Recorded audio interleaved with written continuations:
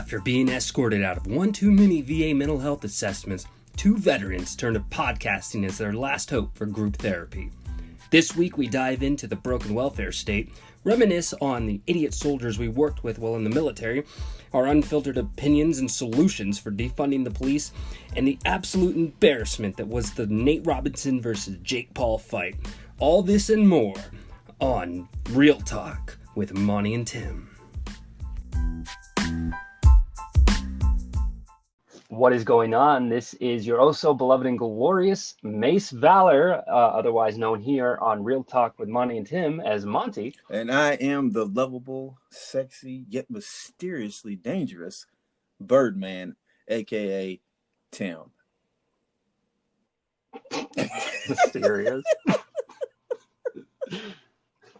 Mysterious. Well, it ain't gonna be much of a mystery when we're done with this show today. Yeah, right. We're gonna know everything about you. And what is going on today? This is going to be the first episode of Real Talk with Monty and Tim. How is it going, Tim? How are you surviving in this current apocalyptic landscape that we call America? Oh, I'm loving it. This fits right in my wheelhouse, man, because I don't like people anyway. So this social distancing thing, it works perfect for me. So I'm loving it. I'm loving it. Please, I'm rooting for COVID. You know, I'm just saying, because plus I can get rid of some people I don't like anyways too. I'm about to walk around with COVID and a freaking one of them sprayers that be spraying pesticides with. I'm about to just be spraying people. Here's the thing that gets me about social distancing, right? I'm fine with it too. I encourage it because I don't like going out to the store. I don't like the crowds. I hate it, right? God, yeah. But the thing about social distancing that I noticed even early on in this pandemic was, you know, those like the self-checkouts. Yes. You know, Love them. I love them, but ever since the pandemic, people are far more impatient. They're just rude as hell. So I'll go to the one, because they have the ones where it's just the tiny little one, and then they have the one with the conveyor belts, right? So I'll go to the conveyor belt ones. I put my stuff up, I check out, right? But the moment that there's any space on my conveyor belt, these fucking assholes will come up and start loading their shit up. And then like I'm trying to pay and I have my bags right there and they're like right up on my ass. Like, what the hell is wrong with you? Like, aside from the fact that we have a pandemic, like I'm still sitting here doing my transaction. Can you give me some space? Right. You know, it kind of made sense in the world before where you would have people that would working at the registers and you wanted to keep the line moving. So it made sense that, you know, you would put the little divider up and load your shit up to the next person. That's not the status anymore. No. That's not how we're working shit. You know, stay the fuck away from me. Well, that wasn't how it was before me anyway. I tell people back the hell up. And when I put my last item up there and then she picks up the last time, you can start putting your stuff down. I don't care if your damn fingers is turning blue because it's shit you're holding. I don't care. Backs the fucks up. My thing is, like, let me grab my receipt. Because when I have my receipt in hand, that's your indication that I'm done. Right. Ugh. Anyway, can't stand people before COVID, can't stand people during COVID. Not going to stand them after. One thing I like to do, you know, to keep people at a distance when I'm there, I like to go to Walmart with a Speedo and a tank top, with my tank top tucked into my Speedo, wearing flip-flops and a straw cowboy hat. Oh, my God. That way, they were like, you know what? I don't think I want to be near this guy. So therefore, I mean, it's cool. Yeah, I did. I started doing this thing when I was first writing my book, Shelter. Shameless plug. Just for all you listening out there, this podcast is unofficially sponsored by my book, Shelter. It's about a post-apocalyptic world a year after this event known as the Reset, which made all money worthless. Woo! If that tickles your fancy, check out the link to Shelter. It's available on Amazon right now. Kindle version for only $1. You're gonna love it. Anyway, when I was writing this, there's a character in the book that's deaf, right? And I got this idea because I live out in Vegas, right? There's a lot of homeless people here. Every time I walk into the gas station, there's someone that wants to like beg for money or whatever. Right. And, you know, my heart goes out to them, this, that, and the other. But, you know, when you break things down statistically, they're not as hard off as they seem to be. This isn't like the 1920s with the guys hopping on railroad cars and shit like that, right? We have services available. Back to that time. So what I did was, because I was inspired by my own writing, that there's this character that's deaf and he does sign language. I don't fucking know sign language, which it's kind of stupid because I wrote a fucking deaf character that uses sign language. So how the hell did I do that? Somehow I was able to pull it off. It is what it But is, buddy.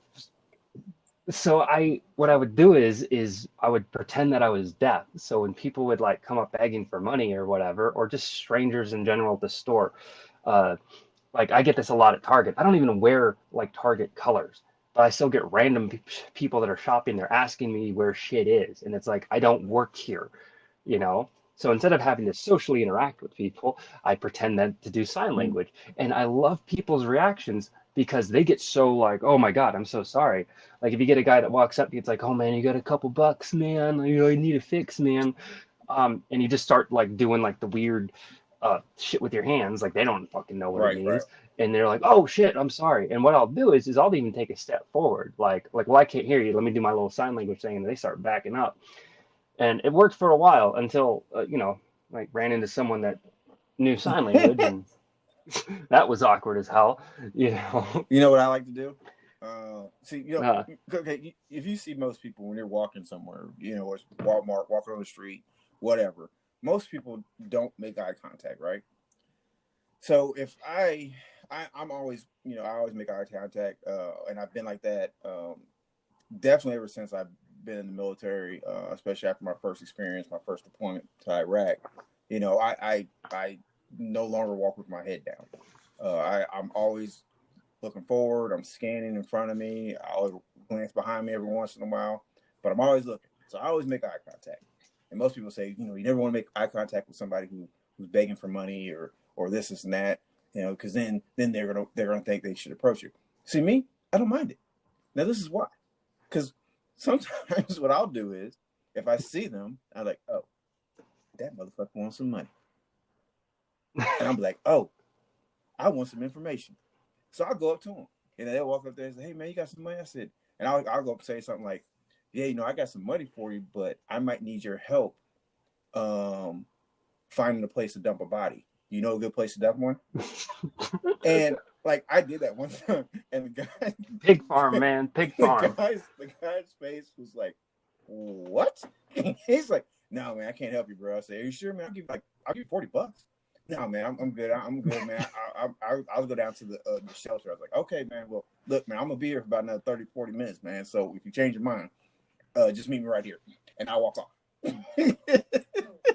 Yeah, there was a time in my life where a homeless shelter was an Mm-hmm, option for mm-hmm. me, and I went through the process and everything, and then fortunately I still had a Right. vehicle, and I did the process with the VA hooked me up with social services and stuff.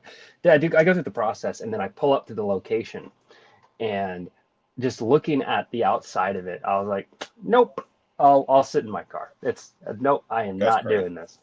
Uh, not at all. And because like they have like the tent city Oh wow. outside, and you know, and that a lot of that system is kind of because having been someone that's kind of gone through the process of being homeless and transitioning and trying to find affordable housing and all this stuff. Um, it's not very wonderful. Like they don't really stack the program up to push Mm, people out. They stack it up to keep them in yeah. that position. Independent. Like, and one of the big things, yeah, keeping them dependent on the state. And one of the big things that I noticed is dollar thresholds. If you make even a penny over their dollar threshold, they remove you from any kind of financial assistance Which is program, crazy to me. which that's the kind of thing that could help people. I'm kind of like against the whole welfare as a whole, but from the angle of keeping people down. If we're going to have welfare, we need to have it designed in such a way to bring Yes. people up. And I've had conversations like this before where it's like my idea, it's like have like you need some sort of time period Yes. between. It's like, oh, you're making more money now. You found a place to live. Like these are all really good things. Okay, we're going to reevaluate you in like 4 to 6 months or however long, and we're going to see how your finances are doing and to see if we can transition you off of our Right. program because that will help people for the Mm, long term instead of keeping people at the bottom because they know that they're going to be safe and comfortable there. It's like bare minimum that you get from the state, but it's at least enough to yes. survive. barely, but you put people in this mindset. So as long as I stay here, as long as I stay comfortable with this dollar amount, then I'll be set. We're not really encouraging people to really Right. better themselves. Now, see, my thing to go along with that is, see, I mean, like you said, it's important. If you need the help, great. But where I have a problem with it and I struggle with it is, I've talked to people, been on both sides where they really need the help. They go seek the help. Once they get the help, they utilize that help, and they do put themselves in a better position. But then you get the ones where this conversation always has to come up because of these type of people where they get on welfare or some type of assistance and they stay there. And the thing that Yeah. gets me is that there's no real how do I want to say checks. There's no real follow through on the information that's being given to these agencies about these people that are needing the help, and then they don't really follow up with it. It's just, hey, you just keep filling out your paperwork, or hey, you just keep going online and doing this and doing that, and they're not actually coming out and checking their situation. Okay, wait a minute. So you saying that you need help because you have 8 kids, and I mean it's sad because I actually know somebody that was like that, and she just didn't want to do anything. Well, it got to the point where I think it was kind of fucked up. But what happened was she actually met this guy. He was a great guy. I liked him, and he was. That's I know really because I saying don't like something. anybody. But unless they get my humor, what I'm saying, like you and I, we're great. What I'm saying, love you, buddy. But yeah. So yeah. Oh, Whatever. fuck you. Anyway, so anyway, he had good head on his shoulders. I mean, he wasn't like I'm not gonna say he was overly financially stable, but he was trying his best to make it. And they were together for probably about a year and a half. And he just got to the point where it's like, look, you're not trying to do anything to improve your situation. And he said, it's not guaranteed that I'm always going to be around. And eventually they ended up breaking up. And after that, I think she finally realized, I've got to do something. And it's sad that it took that for her because, like I said, number one, this and look, ladies, in any single mothers out there, first of all, you guys, it's a hard job. Even if you're with somebody, but especially if you're a single mother, it's hard. I get it. I understand. But if you're one of those single mothers that continually just have children and continually just have children as if you're a freaking breeding animal and you're just popping out freaking litters, Jesus I mean, that's completely different. Because a lot of these women, they'll go out and they'll say, hey, shoot, I don't know what the going rate for having a baby is these days, but I get $400 or $500 assistance per kid. So shoot, I'll go out and have 4 or 5 kids. I'm banking.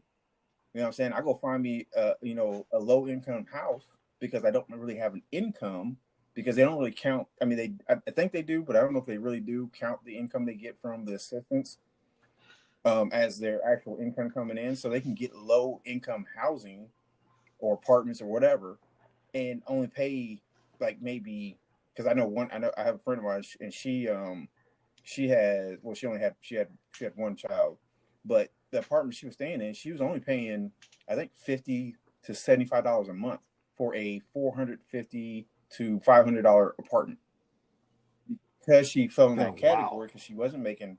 She had a job, but she wasn't making enough to where she was making enough to where she fell under the threshold. So she got the assistance, so they dropped her rent down. But even though it dropped her rent down, because she was getting the extra money for her child and she was getting the extra assistance, this girl had a freaking brand new, and at that time it was 2016. So she had a brand new 2016 Jeep Cherokee. Brand new. 0 miles. Went out and bought it. And I'm like, and at the time I was driving a 2000 freaking Silverado. And I'm like, my transmission's going out. I mean, my engine's about to blow. And I'm working a legit job, making some pretty decent money, but still barely getting by to pay my bills and do everything else. I'm like, what the like shit up? I might as well, have like some more kids, you know what I'm saying, and just see if I can get some assistance or something. But I mean, it's just stuff like that. Like, I, I get that people need help. I mean, hey, like I said, I'm doing okay financially, not where I want to be, and I'm working towards improving that. With the schooling I'm going through right now, it's going to put me in a better position to actually, make more money. But it's it's just crazy how you get in a situation like that, and you get some people that just want to stay there, and why is because they think it's easier. And what they're not realizing, now you got your kids in that situation. Now you're bringing them up to become dependent on the system. Yeah, it's one of those like never ending cycles. You kind of kids learn from their parents in the The positions that their parents never are in. ending You know, story. of bullshit. So transitioning to finances, I want to take a moment to say that, hey, if you guys like this content, you guys want to hear more, and you want to hear it early, check out our Patreon. Real Talk with Monty and Tim. Link will be down below, or patreon.com/Real Talk MT. That's Or how you you can can just find send me a us. check. And yeah, cash out Tim directly. Yeah, you can do that too. You guys get Patreon only behind the scenes content, testing that we've done, conversations that we do that won't be aired out on the typical show. You get shout outs Woohoo! at the end of the show. And of course, you get a complete post archive of different things that we will be loading up there, from pictures to articles. I mean, I'm a writer; it's what I do. Tim might, throw up the occasional risque lewd pic, just so you can see his wonderful glory. Yes. Yeah, I'm you even never putting know. out a No, that's calendar not too. gonna happen. We're not OnlyFans. It's just pictures of you mean mugging in a banana Like that hammock. Great. forever meme picture that goes out of Samuel L. Jackson and what was that movie? Oh God, with gosh, Jesus, Mary Mother Joseph. God bless it. I love that movie too. Oh, I love that Man, I movie. I know, have no but idea what it's called. he looks like an old time slave. He walks around mostly in the movie with a wife beater on. He's got Oh, Black Black Snake Snake Moan. Mountain. That's what it is. Because I was about to say Justin Timberlake. Um, but yeah, I love that movie. Is Justin Timberlake in that movie? Is No, Brit? Brittany Murphy No, was. Yeah, Brittany that Murphy wasn't. was in it. No, Black Snake Brittany Mountain. Murphy wasn't that chick that was in there. I swear to I God, it's not. swear. Hold on. I'm about to look it up right now. I am too. Black Snake Moan. Uh, 2006. Uh, oh, There you go. Christina Aha! Ricci. Aha! Oh, Boom! never Boom! Boom! mind. Boom! That's a what's Damn. her name? Monday off of Adam. Wednesday, Wednesday. Thursday, Friday, Saturday, Sunday, Sunday, Wednesday. Sunday. But yeah, Everything is hotter down south. It fucking looks like a it is porn. Like I'm looking at basically. the poster for it. I mean, they don't like really show anything, but it's definitely sexual content. Probably something your 8-year-old probably should not be watching. And if they are, that's cool. No. They're cool in my book. Anyways, So keeping back on topic, we talked about Patreon, and yeah, you definitely check that out. So obviously we're vets, right? And with vets come stories and experiences, and dude, stupid people in the military, man. I was one of them. oh, Do you remember the fucking the scam that was the oh Miles my god, program? So all right. So for those of you listening that don't understand what the Miles program is, car dealerships almost exclusively near military installations have a deal called the Miles program. What it is it's a program to get you into a vehicle for zero down, or like $500 or some small amount. And what it does is it puts in an allotment, so it automatically takes the yep, payment from yep, your checks, right? And the way the program's designed is that they target military, yep. young military, with crazy, crazy high interest rates, right? And so when you go in, they kind of make it seem that, oh, with our program, there's not really any room for adjustments or anything. If that's the car you want, this is what you're going to be paying. Go ahead and sign. There's always room for negotiation with these things, and they really screw you with the interest rates because that's how these dealerships make their money. And oh boy, there were so many people that, once they get to their duty station, they get a car Now through the miles I will program. say I this think with about the miles me, program. Now, if you are now, yes, it's a scam, and he's not lying about the interest rates. But I will say this: if you are getting into the military, you are young, you're single, especially if you're single, and you really don't have anything else. Because if you're single, you're living in the barracks, which means you're not paying for rent, you're not paying for electricity, you're not paying for any utilities, you're not really paying for anything. So most of the time, all you usually have is a cell phone, or because we had Wi-Fi in the barracks, right? Right? No, so not very but good Wi-Fi, but you could get yes. internet.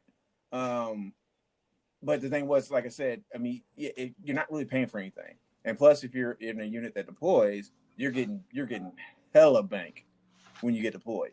Now, like I said, I will say, no, it's not it's not an ideal thing, and it will kind of kill you. But what they normally do is they look at how much time you have on your contract, on your military contract, and they can spread that payment out throughout your entire military contract. So if you do need a car, like I said, and you have no other way to get one, I mean, if you don't mind paying the high interest rate, or where the payment's going to be, yeah, go ahead and do it. I don't really give a damn because I'm not paying for it. I got my own car. You can suck one, but anyways, yeah, you can do it, but yeah, like he said, it's crazy. Continue. Yeah, I had a car that I went through the miles program, and the reason why I did it is because my transmission was Yo, going out in mine, and so I traded it in for the down payment, and then got the car through the miles program. And I mean that's been done and paid off, and there's a long screwed up story that goes involved with that car, but oh maybe we'll yes, talk about yeah. it another time. But since then, since I've been out of the military, when I first got out of the military, one of the stupidest things I did because I needed a car and I lived up in Washington, my dumb ass went and fucking got what it was like a it was brand new off the lot, but it was a model from the year prior. It was a 2015 Dodge Avenger. I loved that car, but the payments were extremely high. The insurance was extremely high because you have to get, because it's a loan, you have to get, the Yeah, top of the full line coverage. insurance for it. So yeah, my payments were How grisly, much were your and payments? this is broke. Oh man, Oh I Jesus. think 600.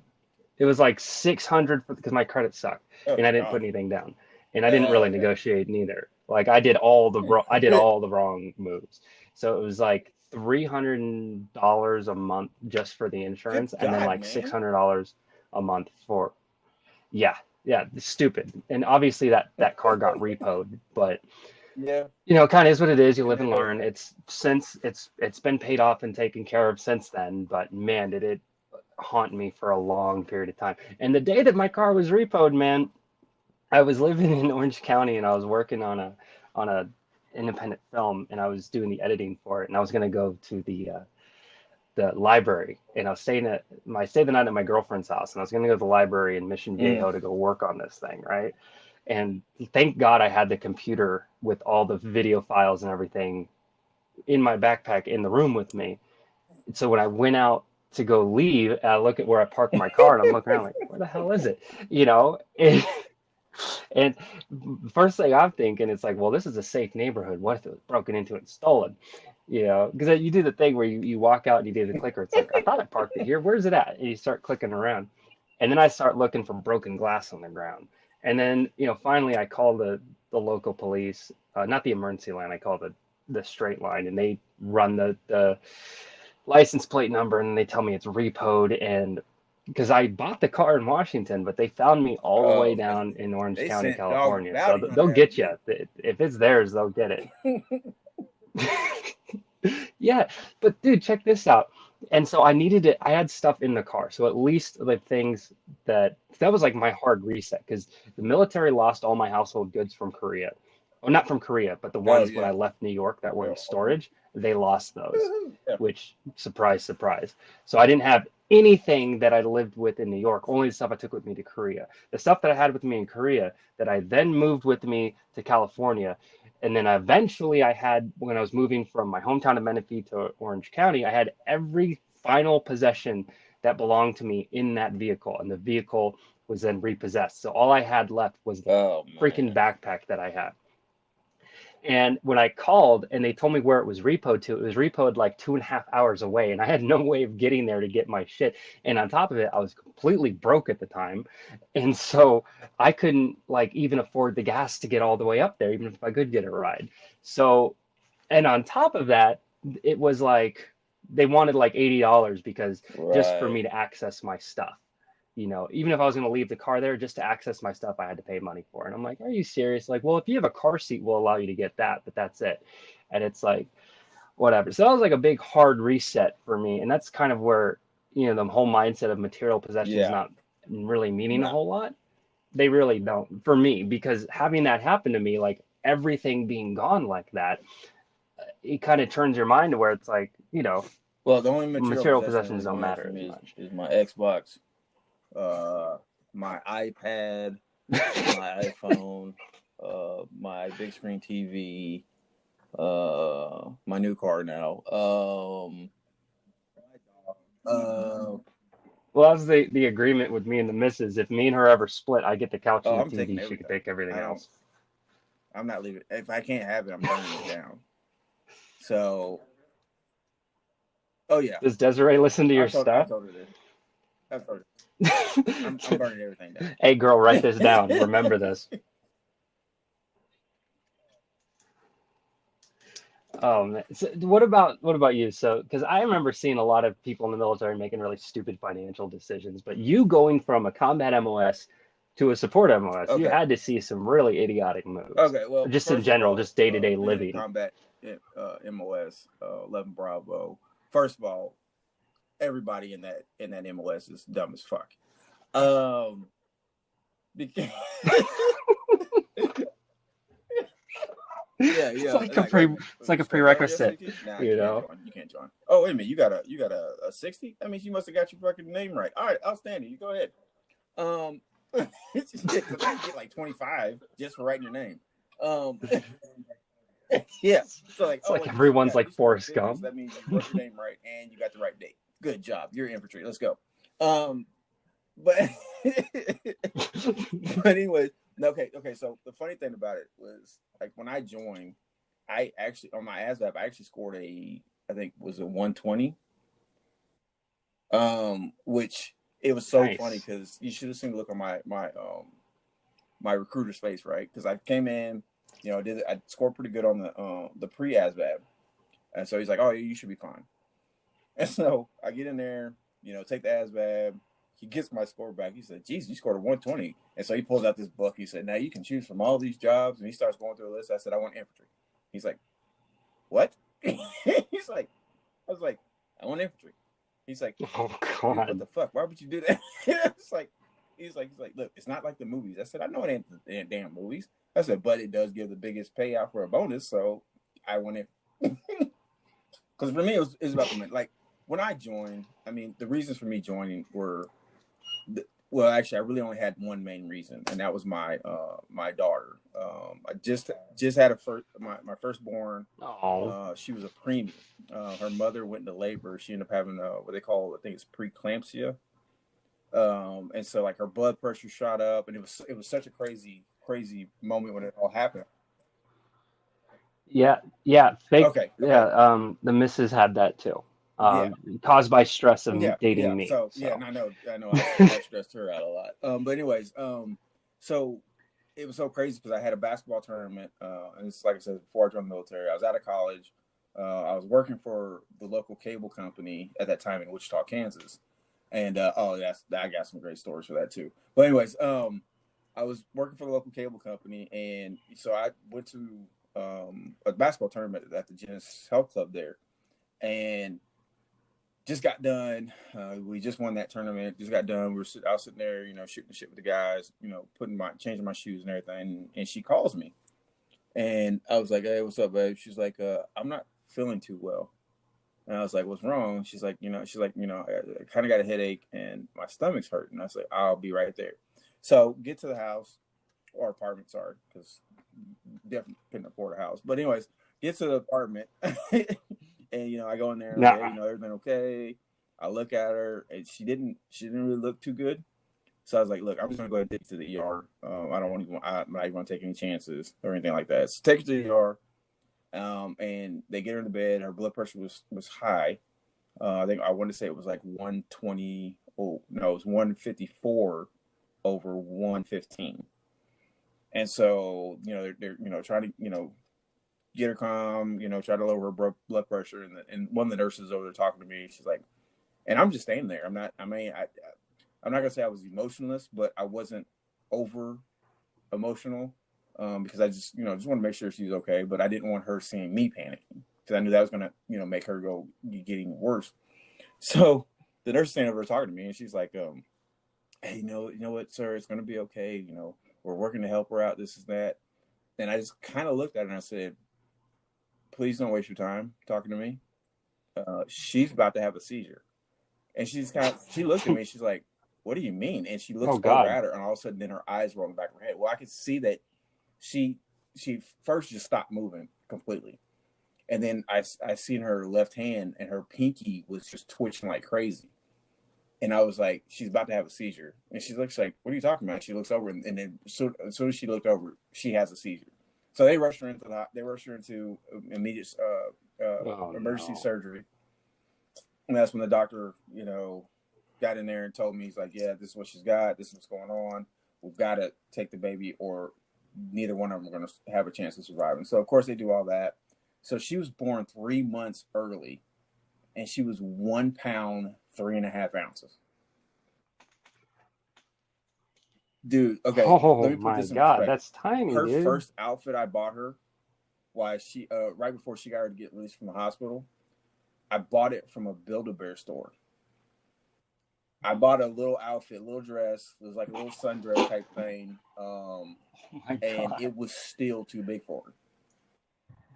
And it was one of the smallest bears they had. Oh, dude. And it was still too big for her. That's how that I mean that kind of puts in perspective of how small she was. So anyways, so we're going through it, and I'm talking to the doctors. We're talking to the doctors. They both come out of it fine. Well, I mean, it's for my daughter, it's fine if she could be for being born that early. But we're talking, and they're talking about this is a possible thing she's going to need in the future, and I'm just thinking that's going to be a lot of money. I'm not working a job, that's going to pay that. Because I recently got laid off from the cable company I was working at, which would have definitely helped. But I got recently laid off, and her job didn't supply the type of insurance that we were going to need. So I was like, I got to do something. Ended up running to a buddy of mine. He was like, yeah, I'm about to go back into milkers. He served, got out, and thinking about going back in, which I'm still looking for him because that fucker bailed on me at the last minute. But anyways, so I joined, and my whole reason was because I needed to take care of my daughter.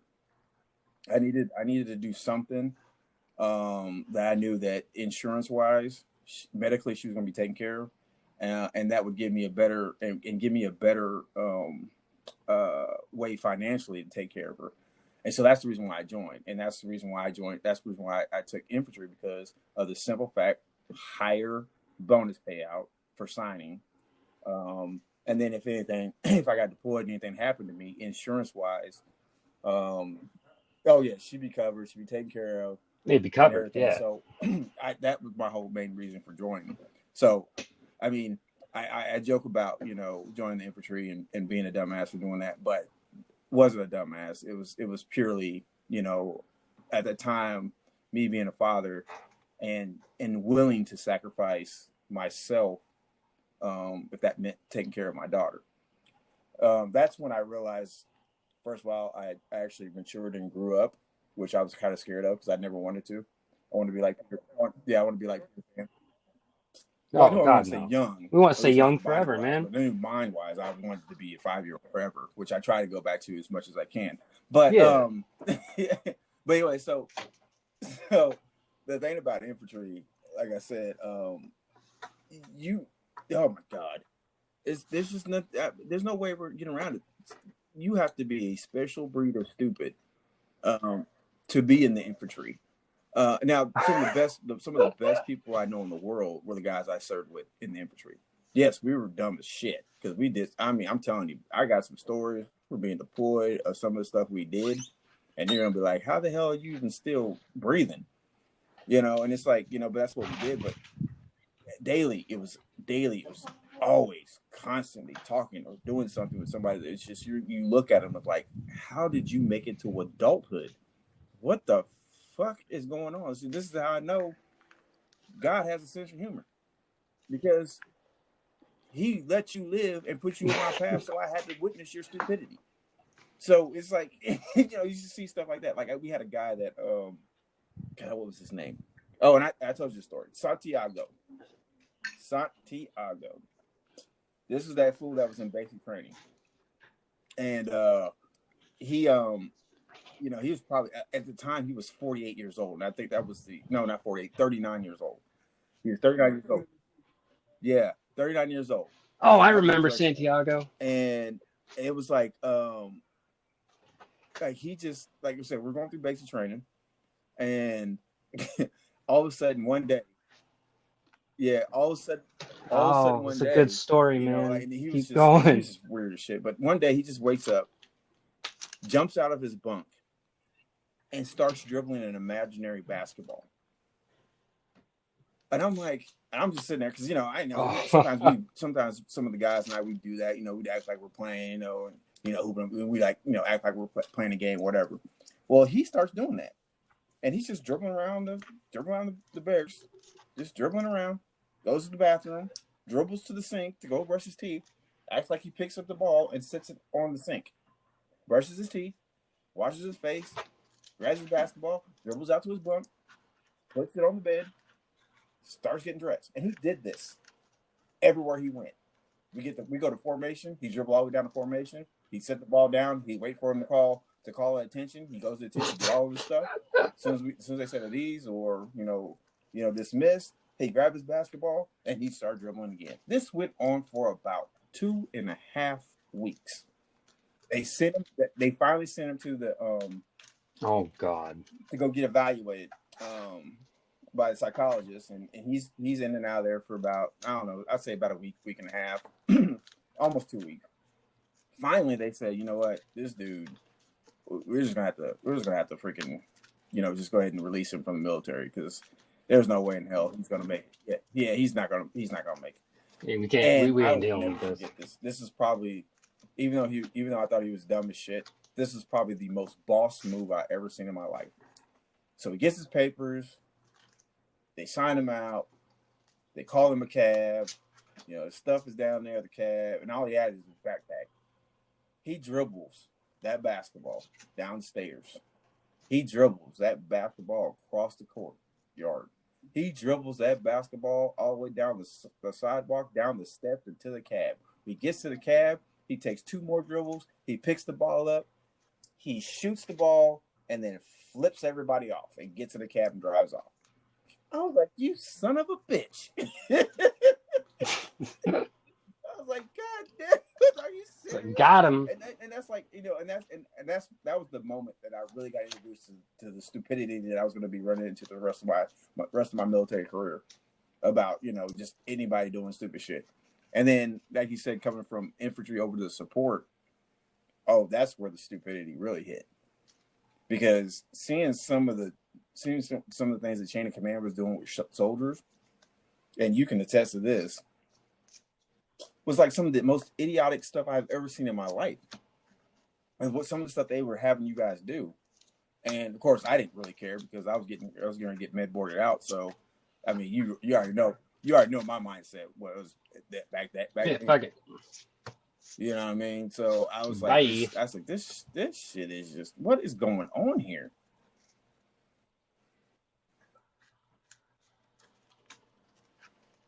What the hell, man?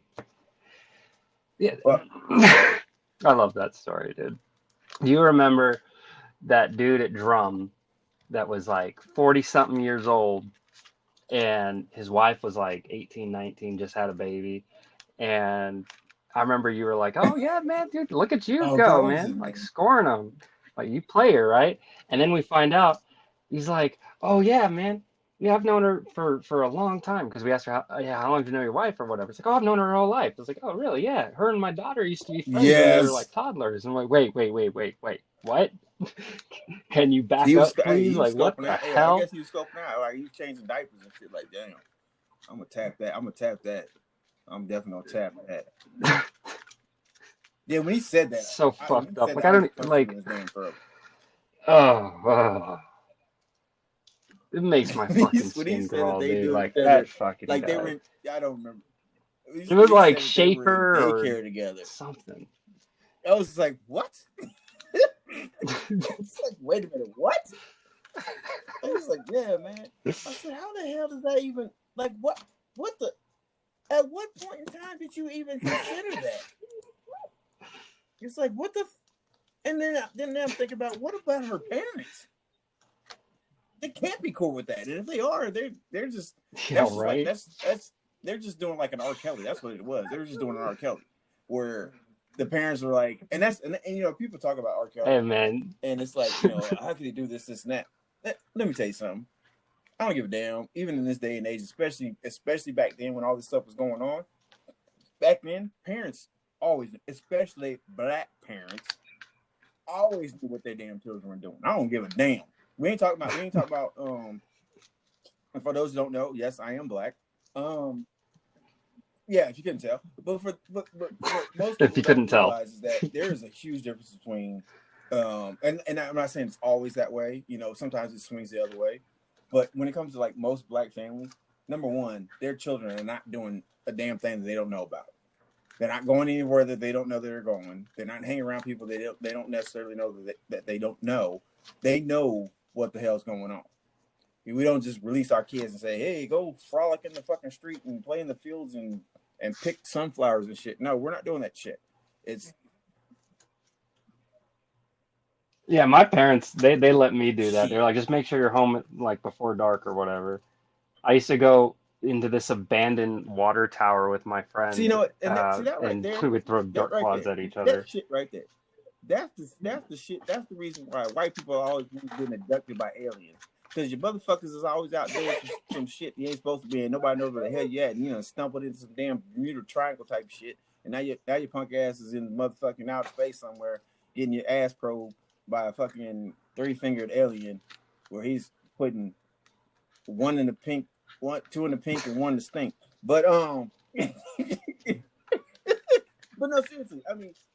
Jesus, That's the dude. difference in dynamic. Like I said, it swings. I've seen black families that were like that, and I've seen white families where they're like, your ass ain't going nowhere unless I know who the hell you going with. Where you going? Who you with? Who are they people? You know, do I know they people? Are we related somewhere down the line? Where are you going? You know what I'm saying? They want to know everything. What kind of bubble gum you chew when you use out? I mean, they want to know everything. You know, and so it's one of those things that, you know, like I said, with the whole R. Kelly thing, you know, you cannot sit there and tell me all of a sudden those families that are suing him or trying to say he did all this and that didn't know. Even one of the girls said, "Yeah, my parents knew. You know, they were okay with me hanging out with R. Kelly." Okay, first of all, the daddy needs to be Oh kicked my in the dick. God. The mother needs to be punched in the motherfucking ovaries. And that's nothing. I've never understood this part. He's pissing on girls. Okay, okay. I want you to grasp this for a second. Okay, listen to me, Monty. Monty, listen to me. Okay? You listen to me, Monty? Okay. Listen, Okay, thank you, I'm man. Thank you, man. listening. I appreciate that. Oh, I like that you absolutely. listen too. At what point in time, if these girls are so upset about being pissed on, do you not fucking move? Can you not see the piss coming? Can you not see him pulling his shit out and getting in position to piss on you? Because trust me, ladies and gentlemen, especially ladies, if you don't know about the men pissing, it's a fucking almost like a symphony when we go in to go piss. Okay, we get ourselves ready. We pull out our Oh, good Kentucky sticks, God. and yes, we are. I don't care. I'm 42 years old. I did this when I was 5 years old. I'm doing this today when I'm 42 years old. Especially when I go to a urinal somewhere. I don't just stand there and piss. I move that motherfucker back and forth across that motherfucking urinal and shit like I am conducting a symphony. because I am, you know what I'm saying? Because, you know, every kid, Like you're putting out a young fire. boy wants to be a fireman when he grows up. And why? It's because we practice with our own personal fire hose every single time we go piss. You know what I'm saying? We're moving that motherfucker back and forth. That's why. Watch the firefighters. They don't just do one stream right down the middle. No, they spread that motherfucker around. You see a fireman, that's exactly what he does when he goes piss. That's exactly what every man does when he goes piss. Okay? That's what we do. It is what it is. All right? But that shit right there, the whole thing of him pissing on people, it's like, look, first of all, at what age do you not realize that you have the choice to fucking move and get out the way of piss? Now, if that's your thing, yeah, you know, do your thing. You know, some people got a fetish for feet. Some people got fetishes for shoes. Some people like to get pissed on. You know, I know a couple people like to get shit on. Literally, shit on. So, I mean, it is what it is. Okay, so on that note, will be forcibly transitioning. You know, there's so much more that I wanted to talk about as far as I've the seen people get military pissed is on in the concerned, military too. So that's, I but mean, it kind of goes on. I don't know if You we'll know, have. I don't. oh no, You know, I'm talking everyone about got pissed on, like no, metaphorically, literally. man. I had a dude come and tell me, he's like, man, we went to the club. He's like, man, Ew. so I'm looking for somebody, man. I'm looking for a girl to take a shit on my chest tonight. I was like, okay, you're not riding back with me, because if I see you walk off with a chick and you come back, Fuck no, I'm dude. gonna think you got shit on your chest and you're not getting in my car because I don't want to smell shit in my car. It's bad enough I gotta smell your shitty ass breath, but I don't want to smell literal shit on your motherfucking chest. Maybe that's why his breath smelled like shit, because it actually wasn't coming from his motherfucking mouth, it's coming from his fucking chest. He probably had shit trapped in his fucking chest hair. But I digress. Uh, the reason why Get I shit on. joined the military is pretty much that's what I haven't at least. Well, I just wanted to get out of my hometown, man. I'm from this once small Menifee, I've town heard of Menifee. in California known as Menifee, California, and Well, I was just trying to make you feel good, now man. probably Sorry. since you've been talking to my ass for so many years, but well, it used to be a small like rural town, and then it just kind of went downhill, especially after I left because they You make it sound incorporated like from a town into a it, city, it and went you downhill know because then you left. the city. No, it went downhill around the time I left. Fuck, It's just money's it's a gone. coincidence. We are Trust me, they're not coming missing my ass. spread. We had this fountain, this Menifee Lakes fountain, by one of like the more private communities, and people would take a whole Oh my bottle of god, Dawn and just put it in there in the middle of the night, and so by morning there's just filled with bubbles. that's hilarious. Like that's the kind of shit that we would get into, like go cow tipping on down Menifee Road. You know, fucking some kids would go pick shrooms out of the cow shit. Wait, You did you know, say like people were that. picking That shrooms was out of like cow what we shit? did. But then it started becoming a yeah, dude. See, that's white people I shit. mean, I didn't, but I'm just gonna say I knew that. people that That's white did. people shit. I'm just gonna say it. I'm just gonna say what It is. everybody else is thinking. That's white people It fucking is. shit. Anyways, go ahead. Yeah, I'm not gonna lie, it's fucking true. But yeah, I wanted to get out of the small town. I didn't have any real prospects, you know. Um, wasn't kind of prepared for college or anything. So my grades weren't the best, so I was going to need a loan in order to get a loan because I had no credit because I was Yeah. young. I needed a cosigner. That shit wasn't going to happen. So long story short, I ended up joining the military.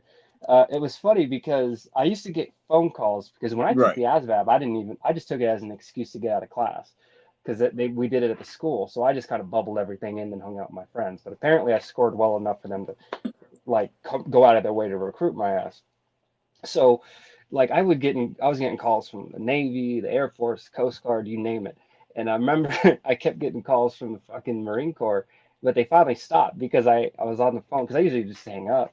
But I asked them, so do you guys offer domestic partners insurance? Wow. And they just fucking click, like Yeah. done, right? Because that was back when, don't ask, don't tell, before the whole it's okay to be gay in the military, which, It is what it is. on that note, I don't give a shit. I mean, hell, back when it was don't ask, don't tell, I got hit on by dudes all the time. I had a fucking one of our XOs, I don't remember him, the black dude. I can't even fucking remember the name. Or I don't know if he was a butter bar or if he got to like first lieutenant. I don't fucking remember. But he had come up to me in the line one day Oh hell and he no! looked and he's like, "Oh, Montgomery," and I was like, "Can I help you, sir?" And he's like, "You have beautiful eyes," and I'm Get the like, fuck out of "Okay, do you want your here! grilled cheese or not?" Like what is nice again, man? That wasn't just the only one. That was like a more subtle one. But I had dudes like really like chase after me. And it's like, why can't girls be like this, man? And it makes you feel uneasy. It gives you a real good perspective. It's like when a guy's chasing a girl and she's feeling uneasy. It's a similar feeling to have a dude chase after you because you don't want anything to do with this guy, but at the same Bullshit. time, you don't want to hurt their feelings. Fuck At that. least for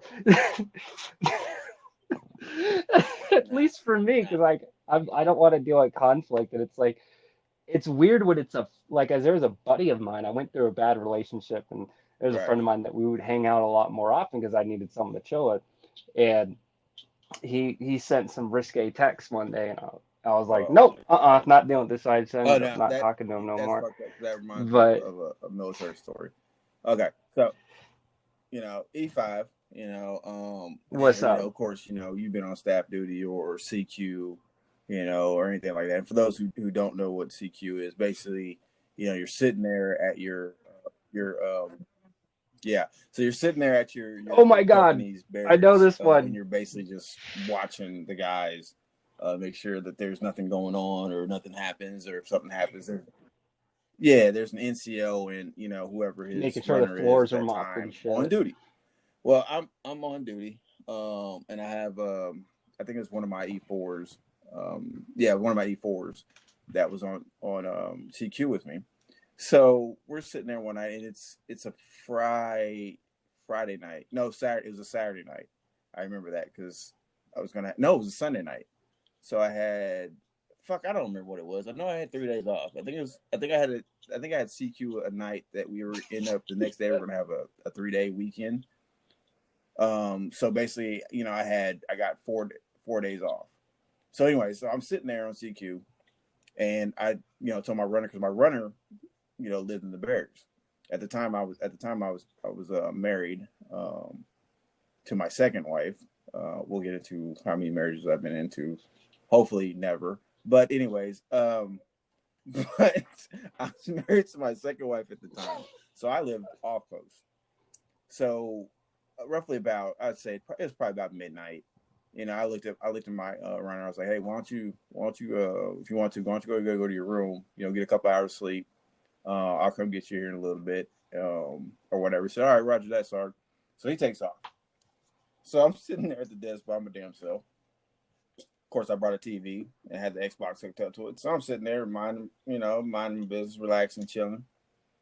And I, all of a sudden, at the complete other end of the hall, I had one of my soldiers come running down, and I was like, oh, Jesus Christ, what's going on? So he comes running out. I mean, he's in a dead sprint.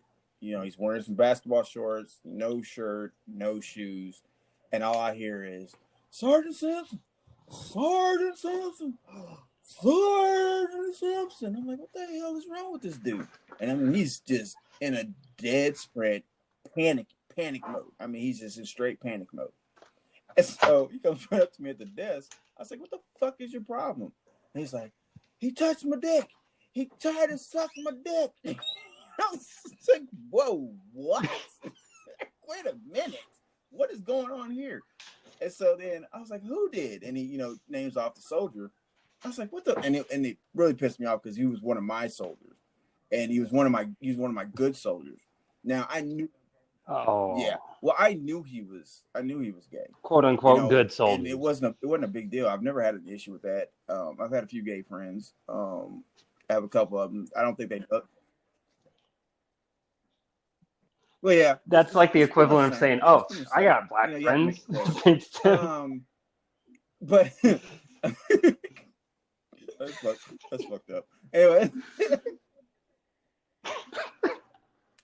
it's the same shit. Oh, I got gay friends. I don't Like, have a problem with that. But come no, on, I you didn't didn't have a even have to problem say with it. that. You know what I'm saying? Because he told me, and I was like, dude, I don't care if you are gay, as long as you do your damn job, and I don't have to come find you.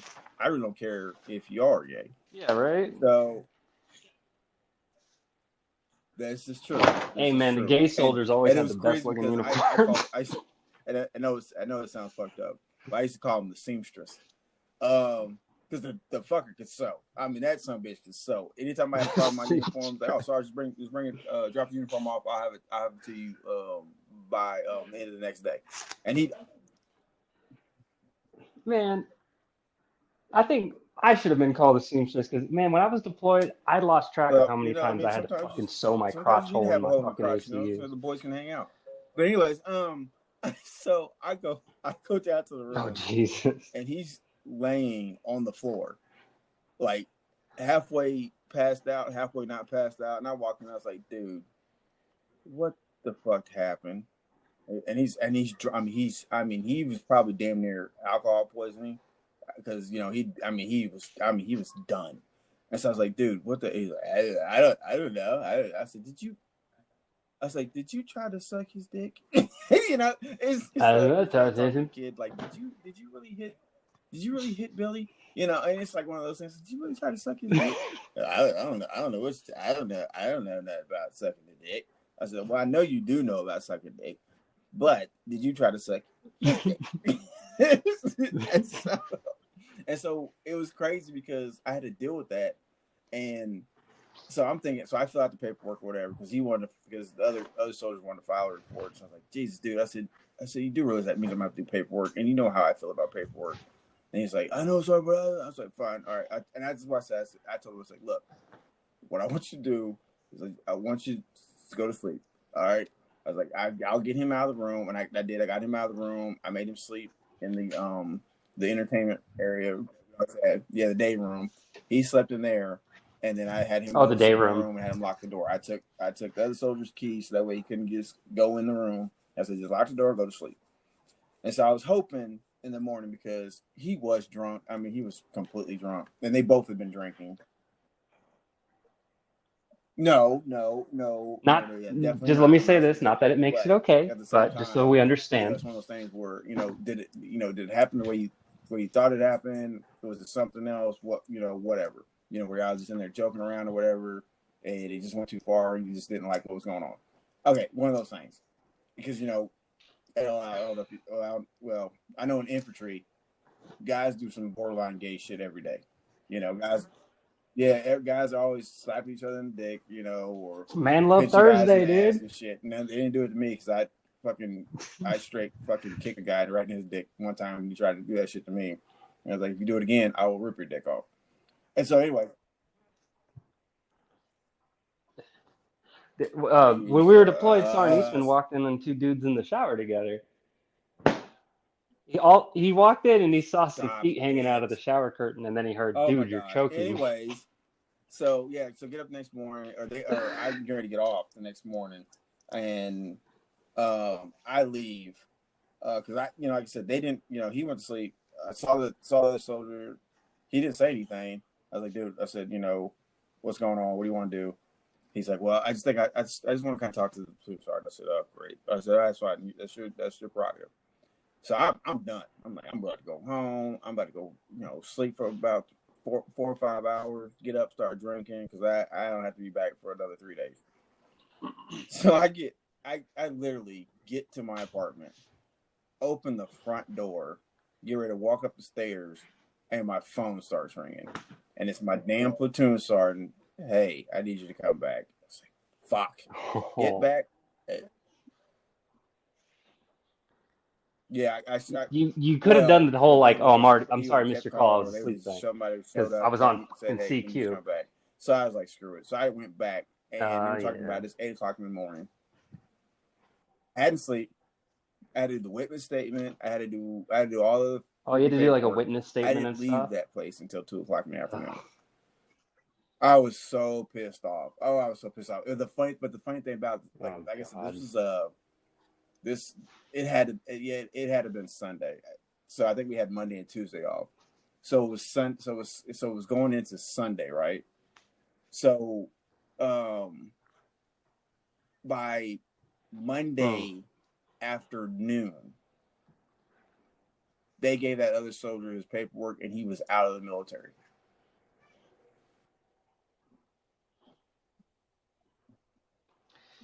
Oh yeah, dude. There are some situations where they do it crazy quick. Like I remember Ariaga. Oh, not to name drop, but anyway. So this dude, we had this soldier that went home on R&R and came back for deployment. And Yeah. first thing that they do when you get back to the fob is they piss test you. You know, it's like we can't. I'm just gonna say this real quick. Like I didn't have access to my mental health Awesome. medications while I was deployed, but we were able to get piss tests. So just see where our fucking priorities are. So it's Well, part of the what's reason crazy. They why want you I ended up Rambo so status fucked up because I didn't have access to my while fucking you're pills. deployed. So just in Anyway, case some shit pops off, they're like, oh, here, it's a knife. pretty much, dude. I was going Rambo status Friendly on the fire wrong around this people. motherfucker. It's like, dude, friendly Ain't no fire, friendly chill. fire. Ain't no trains. Ain't you friendly know. fire. Anyways, go ahead.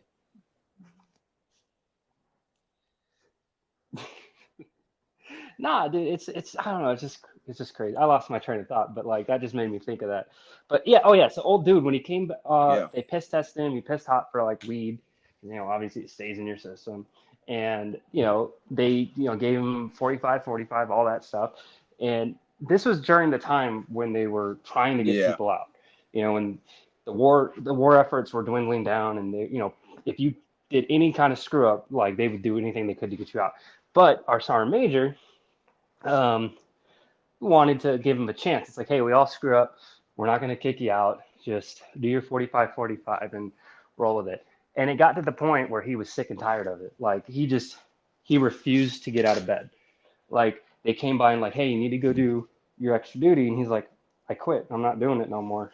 And they're like, I guess it was like Leonard or something that went to go talk to him. And he was like, look, no disrespect, but like for real though, like all this military stuff aside, just man to man, I quit. I'm done. I'm not gonna be doing anything. Y'all can kick me out. I don't care. They put that dude on a plane back home so fast and filed his paperwork and got him out, like quick as hell, because it's like, oh, so he really Yeah. don't want to be in, It fine, we'll don't get him take out, much, and they just especially if they're in that, beelined especially him right in out that the mode. gate. Okay, so let's switch gears for a second. It's Okay, so I kind of keeping with the times of what's going on yeah. now. The country's in turmoil. You have the George Floyd thing, the Breonna Taylor, different constant stories have been in the news with Oh racism, yeah. police brutality, police violence, police shootings. Most people, I don't know. I don't know if there's, I guess I could say they're just as blind or just as ignorant when it comes to what goes on in this country. But they also are just as ignorant when it comes to what goes on in the military as far as racism.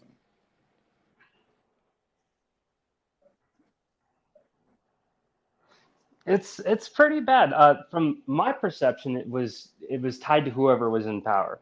So uh, some people it would never go to their head. Like once again, not to name drop, Right. but Sarah Mayfield, I'd always thought that she was fair and balanced across the board. Never had an issue with her, you know. But when I was stationed in Korea, my and I don't care about name dropping this piece of shit. My platoon sergeant, um, yeah, Morris, first class Morris, man, this fucking grade A piece of human trash. This guy, like you knew, like Right. if you were of the same pigmentation as him, he was a lot easier on you, you know. And he would kind of go out of his way Right. to give privileged positions to those people, you know. And he was a black dude, and not that it fucking means anything, but it's just something that I noticed, and. I remember I was dating this girl Bowles at the time. Well, it was like the entire time I was in Korea. And I remember she told me that he made her feel All uncomfortable right. because he was like asking her ethnic background and stuff, right? And and she was like, "Oh, I'm just white." It's like, "You sure you don't got like maybe like a descendant that's like black or something?" And she's like, "No, why?" It's like, "Well, I've just never seen a white girl with a Yeah, figure like they do yours, exist. you know, I because ain't she had gonna a lie. fat ass." They don't all So use notebook paper.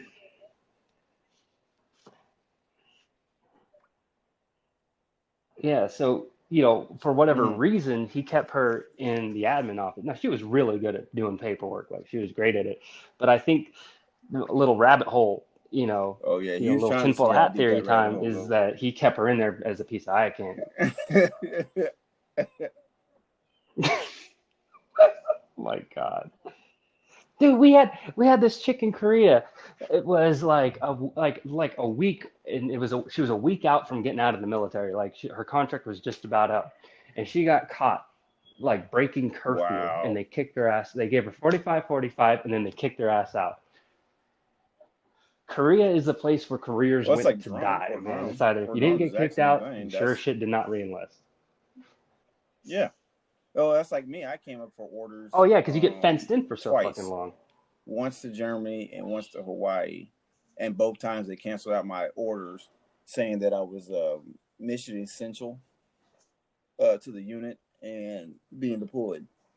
And I was like, first of all, fuck your missions. I'm trying to go to Germany, and I'm sure the hell damn proud to go to Hawaii, and I ain't staying there. And so, but of course, they're staying there.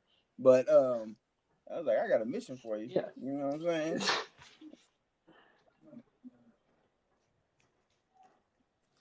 I got no. That's another funny story you got to tell sometime. But so bringing something more close to home for the two of us, there's different levels of racism, Right. and Yeah. so like racism is wrong regardless, right? But there are Yeah. different degrees. There's like the blatant name calling, stereotypical bullshit, and then there's the favoritism, the internal bias, and I don't like this Oh, whole yeah. SJW thing, like the microaggressions and shit. No, I don't partake in that, but I do acknowledge the fact that yeah, some people can be biased to their race as opposed to others. And for the most part, Sergeant First Class P, for me, didn't come off as inherently aggressively racist, but he definitely Yeah. strongly had a bias towards people that were also Hispanic in the platoon. That's something I heavily noticed is that if you were Hispanic, Mm-hmm. you were kind of on his good list, and it wasn't like he'd be as hard on you. Like there was other Hispanic, service members that we had that from my recollection, weren't the best soldiers. They weren't, the go-getters. They weren't the hard workers, but they kind of got a free pass just because it seemed like, like, oh, they could joke around with SRMP and stuff. And like they would walk in, they just start speaking Spanish to each other, which if you have that connection, that's fine. But you kind of break the line where, you give favoritism to one soldier that isn't Yeah. busting their ass, that is, for all intents and purposes, kind of a shitbag. But then to the other soldiers that are busting ass and doing all this stuff, you're a lot harder on them. And I think that kind of that could also tie back to, oh, well, this person's a shitbag. That's the level of expectation from them. I'm not going to Right. expect any more. This person's a hard Now, worker. for They should pick up me, the slack for everybody else. like I've damn near experienced racism, um, some on smaller scales than others, throughout throughout my life. But in the military, like one thing I'll say, that's one thing I loved about infantry. You really didn't I mean you can kind of see it with like the higher ups. You can kind of see it with them. But when you talk about, your platoon, your squad, the people you dealt with on a regular basis, the one thing I loved about being infantry is that we, as far as I can remember, as far as I can see, we never saw a race, like a different race. We were all infantry. And that's why I loved about it. It was like the brotherhood family aspect of that was just tremendous. Probably the biggest thing I miss about being infantry and being in the military, is that Yeah, fact, is there because we were, just, I mean, it never played a part in it. If you could do your job, you do your job well, you can get promoted quick. I mean, I had gotten busted out twice and still made my sergeant rank, like maybe like 6 months later. that was like, that's so Yeah. like so when I first got to drum, when I first met you, you're in E5. You were my squad leader, and then like it was several months later. It's I guess because No, I I can't hadn't. remember the timeline because it was so long ago. But I don't know if you had gone to Virginia yet or not. But I remember I came into work one day and I like your back was facing me, so I walk up to you. I'm standing at parade rest. I have no idea what the hell happened, and I'm like, oh, I'm here, Sergeant Simpson, blah blah blah blah. And you just kind of look over your shoulder, and you're like, don't fucking call me that. And I'm like Yeah. confused as hell. And then you turn around, and then there's the PFC on your chest, Yeah. and like I was like, oh shit, dude. Yeah. Yeah. Like, And God I showed damn, like you. what Oh, the that fuck did I you think that was a do? DUI. Yeah, but hey, man, it's like I've been busted down too, and that shit fucking I sucks. Like, dude, yeah. getting fucking demoted when you're deployed fucking sucks because you're all, Yeah. especially as a fucking cook, because you're already working crazy fucking hours, right? And then it's like, oh, you fucking start at 5, end at 8 o'clock at night, and then you have to do extra duty until like fucking 1 or 2 o'clock in the fucking morning. Fucking filling up fucking sandbags, filling up Hescos, or Now I prepping say for fucking it was Memorial Day, funny the Memorial Day because meal. when they had switched me over there to the to become a cook, it was so funny because first of all I didn't give a damn about anything to begin with. Then when I got busted down, I sure as hell didn't give a damn. And it was funny because even though I got busted down, they still most of everybody still treated me as an E5. And it was so funny because the other NCOs that were there, most of them really didn't fuck with me. And the mainly reason was because they knew I did not give a shit. And they knew that you can try that shit if you want to, but I guarantee you don't have the same training as I do. And I will fucking end your life. And I told that to, No, what's his name? Oh, damn, I can't remember what that, he was an E5. I can't remember you what know his when name you was, but he tried that shit with me one time.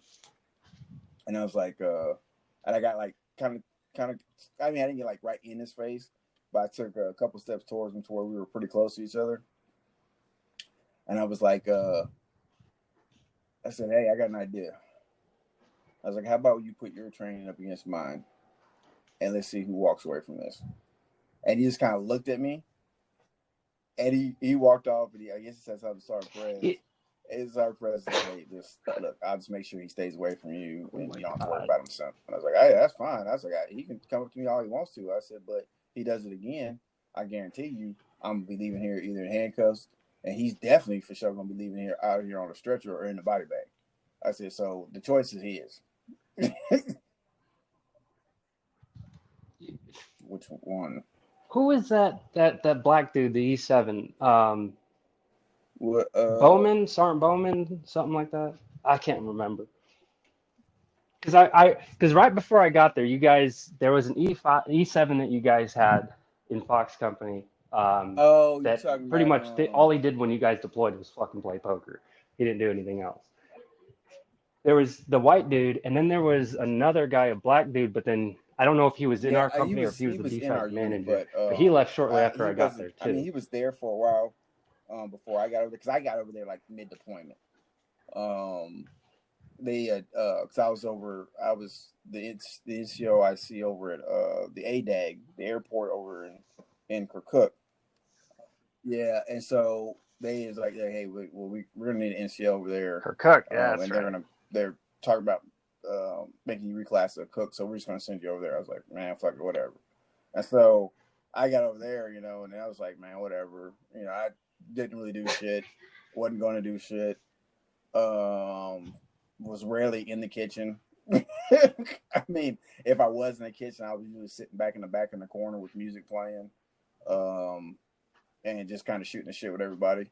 But yeah, I mean that's pretty much all I did. And then that's when I brought Saturday night club night to the defect because I mean I was like fuck I'm not gonna just be sitting over here not doing anything. So then I ended up getting checked out a freaking PA system from from one of the S shops. I checked that out, and so then I had my laptop. Of course, I had my DJ program hooked up on that, and we used to have. And no, you weren't there yet, but we used to have Saturday night club night, and we could actually wear No. civilians on Saturday nights, and so yeah, so everybody come to the defect. We clear out Oh, the tables and everything. Had the dance floor out there. Oh man, Oh, heck. Oh, man. I'm talking about the bump in the grind. I don't see Start bumping. nothing wrong with a little bump and grind.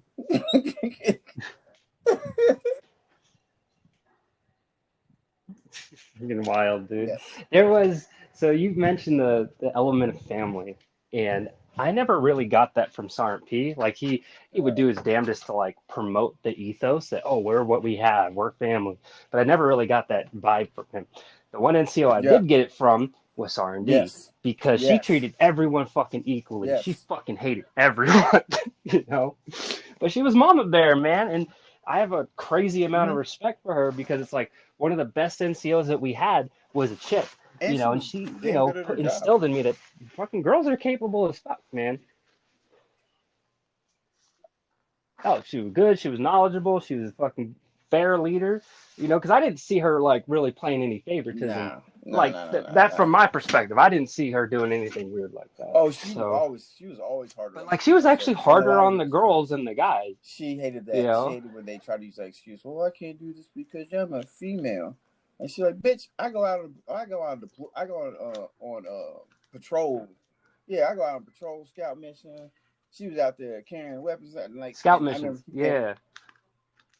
Yeah, yeah. And and I remember she'd ask me questions yeah. about She did the infantry whole stuff, this and female that. I was like, yeah, engagement thing. this is what we used to do. This is what we did. Da da da. And she asked me one time, she's like, would you ever want to go out on one of the patrols? When we go out? And I said, no, I'm good. I'm like, I mean, I was like, dude, I was doing that for the first 7 years It's I like was in, been there, because done that. Bye. I was with our unit for what 3 years, and then at 3 years they were med boarding me out for my medical retirement. So I was like, yeah, I'm good. I was like, and my thing was I didn't want to go, and not to say anything about bad about Kush going out on missions like that, but I didn't want to go out on missions where I was out on a mission with somebody that wasn't as trained as I was on patrols. Because if some shit goes down, I don't have to be looking over my shoulder to make sure someone else is safe, and knowing that they don't have the same training. So I know it sounds messed up, but at the same time, I'm like, dude, I'm about to get out shortly. I'm not trying to get killed over some shit because I'm trying to be hero, because first of all, I'm not going to. I passed that moment a long time ago, and so I was like, you know what? Hey, I'm not about to get taken out on some BS. When I'm about to get out. So like, you know what? Nah, I'm good. So, all right. Sorry for the weird cutoff right there. My youngest was plugging in the fan and he disconnected the Wi-Fi router. So technical difficulties. This is what fatherhood is like. So I'm sure some of you guys can relate. I don't even know what the hell Yes. we were talking about, but Shit. I don't fucking know. well, all right. So ultimately, with all of these like things, we're trying to like the message that we're trying to give is the expectation versus reality in the military. It's going in. It's nothing like in the movies and the TV shows and stuff. It's so media Hollywood has a crazy way of romanticizing and stereotyping the military. Uh, it's Yes. more so paperwork. It's very bureaucratic. Especially the support MOSs. They love their damn paperwork. But Yes. yeah, it's like I guess it's different like when you're actually physically in combat and you do experience those like Black Hawk Down moments or stuff like that. But the day to day life, it's nothing like you see on TV. Oh no. I mean, it's not like you see like with Rambo or Rambo. like well, I It's had one guerrilla person like, warfare, man. yeah, I had one person like, is the military anything like Black Hawk Down? I'm like, hey dipshit, you do realize Black Hawk Down is an actual event that actually. Yeah. So in that sense, yes, it is like Black Hawk Down. But like with some of these other military movies you see, like Tropical Thunder, uh I showed my parents that movie during the quarantine, and they Oh, fucking I loved it. freaking love that. You never go full I'm the dude pretending to be another dude, pretending to be another dude. retard. I What freaking do you love mean, that. you people? What do you mean, you people? Oh my god! But like what's some of the other military movies? Wait, Aliens. wait, hold on. Since we bring it Okay. up, because actors have got like people in Hollywood like make really weird decisions when making movies, right? Yes. And like the whole blackface thing, right? I, Okay.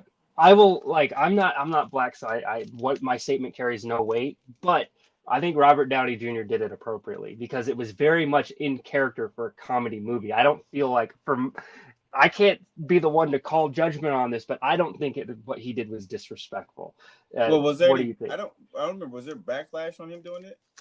No, no. Recently there was because other actresses and actors, when they get a part for a movie, because of this whole PC SJW culture that we live in, it's like I think it was Scarlett Johansson got cast in a role to play a transgender character, right? And it's like, oh, that's cool. Like this is something that needs to be put out in the limelight. So we have a Mm-hmm. predominant actress playing this role. People are going to watch specifically for that actress, which then also will educate them on whatever PC thing that they're trying to promote. I get it. It's cool. It's whatever. And it's Scarlett However, Johansson, man. So but I don't give a yeah, damn what role she's playing. I don't people give a damn. people were pissed because it's like, well, you didn't have a trans person play the role, like, and they made this huge fucking deal about it. And it's like, let's be honest, let's fucking break down things for each other. All right, are you gonna go watch a movie that has Scarlett Johansson in it, someone that is an amazing actress, someone that's very well known, or are you gonna get someone that's not as well known that is a trans person to play the role? It's Well, like I understand having. are there any transgender actors or actresses? Hell yeah, there are. Who? No, here's the thing. Here's the thing. There are a lot of them. I Okay, didn't know. you just Okay, okay, so cool.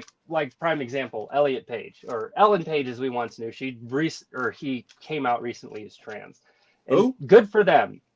Ellen Page, Juno. She was also in, or he. I don't even know what to fucking call. I'm so What? bad when it comes to these things. I try to be respectful, but it's difficult. Keep having to remind myself of the damn pronouns, but Like all that. uh, Elliot, formerly Ellen Page, because you're not supposed to refer to their old name unless it's for reference sake, like for this conversation. They were also in Inception. Hmm? Ellen, former Elliot, this is killing me. Elliot Page, Well, formerly known as Ellen Page, has been in a lot of freaking movies, and is it I Inception? guess yeah, she was in. That, Yeah, they were in Inception. what I'm character? so sorry. For anyone listening that gets sensitive about this stuff, I'm trying to be mindful and respectful. I get it. I may not agree with the PC culture, but I'll respect someone's wishes to identify however they want. Yeah. I'm really bad at this, so if I screw this up, please forgive me. Okay, I'm part of the learning generation. Okay. Word. No, so but yeah, there are a lot of trans actors and actresses out there, Okay. but I Cool. can Cool. understand from the money perspective. Having worked in film before, I understand the nature of the beast. Okay, and there's a lot of money and there's a lot of different moves that have to be involved with this kind of stuff. Mhm. And one of the things is you want a predominant actor or actress in your movie, right? There's a lot of like, for example, Bruce Willis. For the last few years, he's been in a lot of straight to DVD low budget act. Well, not low budget. He gets a shitload of money. Right. He's been in a lot of these action movies that are straight to DVD and or straight to Netflix now, I guess. But Yeah. Pretty much. and the whole premise behind them is that they're not very good movies, but they have Bruce Willis in them. Yeah. So they get a lot of people watching them, even though the production quality's crap, the acting quality's crap. He's contractually obligated only to work 2 days. That's it. So all the shots in the movie that he didn't do, that it's he has a body double for Right. because they couldn't have him for all those days. So they literally have to structure an entire movie around the days that they have him. You know, that's kind of the nature of the beast of Hollywood. You want to push a movie out, you have to get a big name involved in order to get funding. Oh yeah. You know, So I understand why that is the way it was. And I don't think it's such a bad thing to kind of promote, like, oh, here's this thing we want to promote, and this is how we're going to do it. We're going to get this predominantly well-known star to star in this movie, and that will help raise awareness. And yeah, it's like, well, you're not letting minorities or you're not letting the trans people. It's like, all right, prime example. Have you ever seen Orange is the New Black? Yeah, a few times, like a few episodes. I fucking love that show. And one of the characters in the show, their character is trans, and the actress is trans as well. And it was very fitting for the character. Right. And that's something where it would work. A show like that, where a lot of the cast members aren't super well known to the world, but it was a very, very popular show. Right. It kind of works in that situation. But a big budget or a larger budget Hollywood film that's being produced like that, it's not going to carry the same weight because yeah, you might have a subsection of people that want to go see this movie just because of the subject matter. A much larger of the population will not go watch the movie because they're not familiar with any of the people in Right. it, and that's just how it is. It's kind of like with Kanye, to trying to transition over to music. Kanye, every time the Grammys come up, he's always talking shit, and it's like, oh, they should let black people win this, that, and the other, and it's like, yeah, there's some black artists that make some amazingly good music, but you got to remember there's a shitload of other people too. Yeah.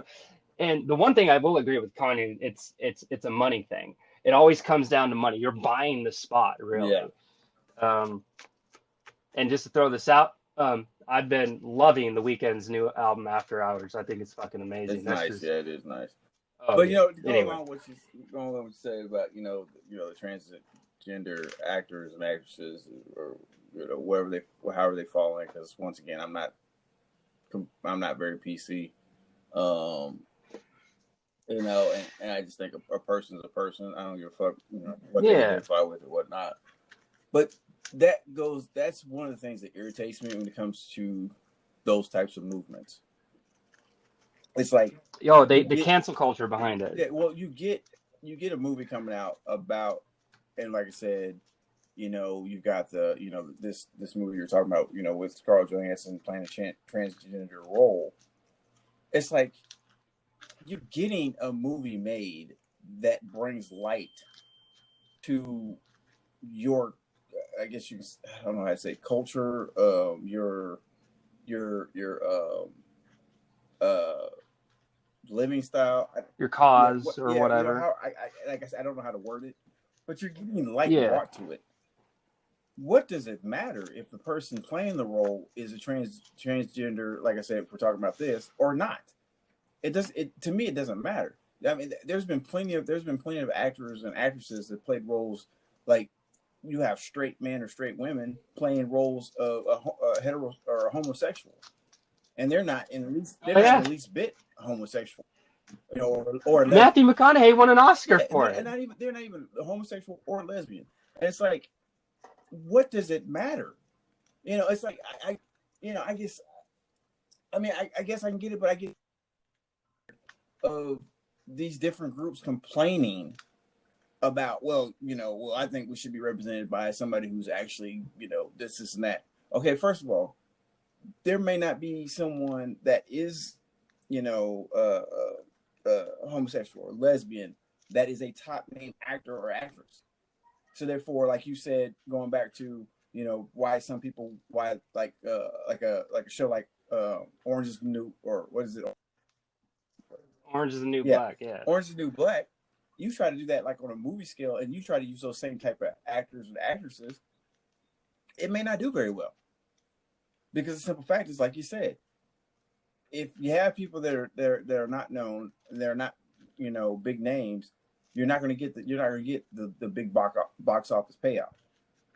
Now, people might, after some people going to watch it, or they start getting reviews on it, people may go watch it later, or they might just say, I'm just going to wait for this to come out on Netflix, or wait till it comes down on DVD, and then I'll watch it.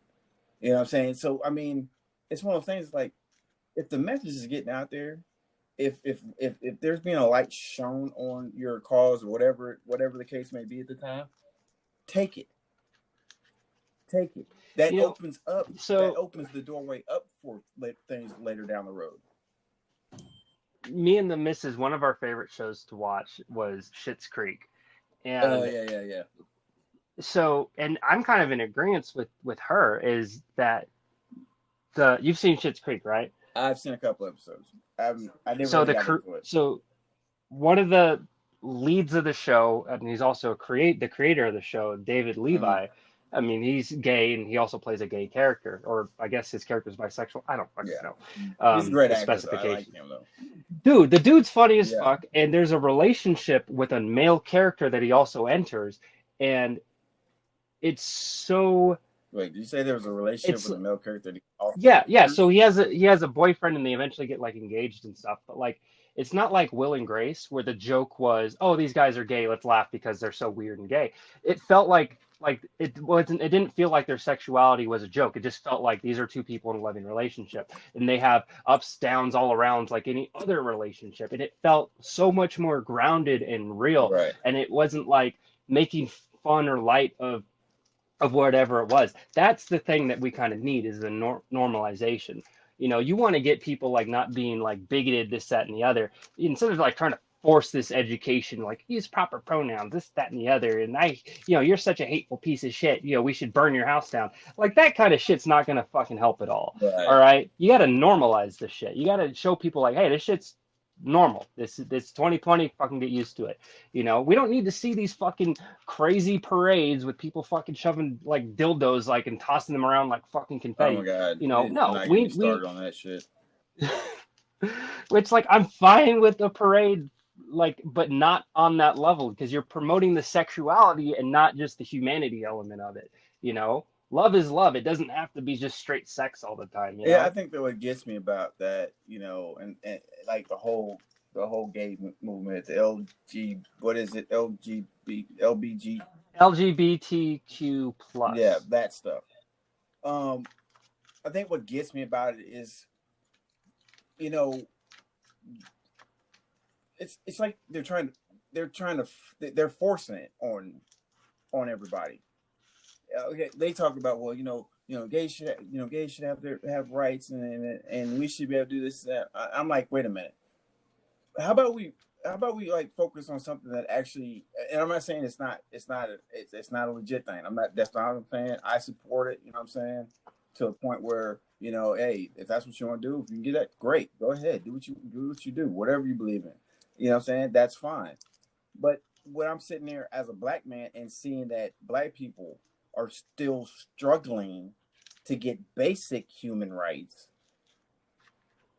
you know, and you're just getting upset because the law hasn't been changed, or there's been a law saying that against same-sex marriages, this and that, which that has been reversed. And I guess, because I think Barack had it was Barack, right, that put that in, same-sex marriage. He was a big advocate for it. I can't remember off the top of my head if it was ultimately the Supreme Court. I remember there was some shit that went down in California Uh-huh. where it was approved and then denied and back and forth a lot. Um, I'm still surprised that it's even a discussion anymore. And I'm not saying that to like, oh, just shut the hell up. No. It's 2020. In my lifetime, all right, I'm going to throw these words out there, but I'm not trying to be disrespectful when I say them. We used to call people gay and faggot and all Mm-hmm. these things in school as an insult, but we didn't realize, when you're just a kid and then like middle school and Yeah. shit, like how bad and hurtful that was. As I've gotten older, gone through high school, and a lot more people are openly gay, now it's like less and less people are still coming out of the closet. They're still coming to terms with their sexuality and stuff, Yes. but since in my lifetime alone, it's become a lot more accepted. So even when this last election cycle hit for Nevada, and there was one of the propositions was, even though it's legal to gay marriage is legal here, there was still a vote to change the constitution in Nevada, so our state constitution to allow it. And it's like, why is this even a thing? Glad it's there. I mean, if it needs to be fixed, it needs to be fixed. But like, it's crazy to think that that is like this thing that we're still caring about. I think that the LGBTQ plus elemental P, though that community has made great strides, they still have a long way to go, but they've made these great strides.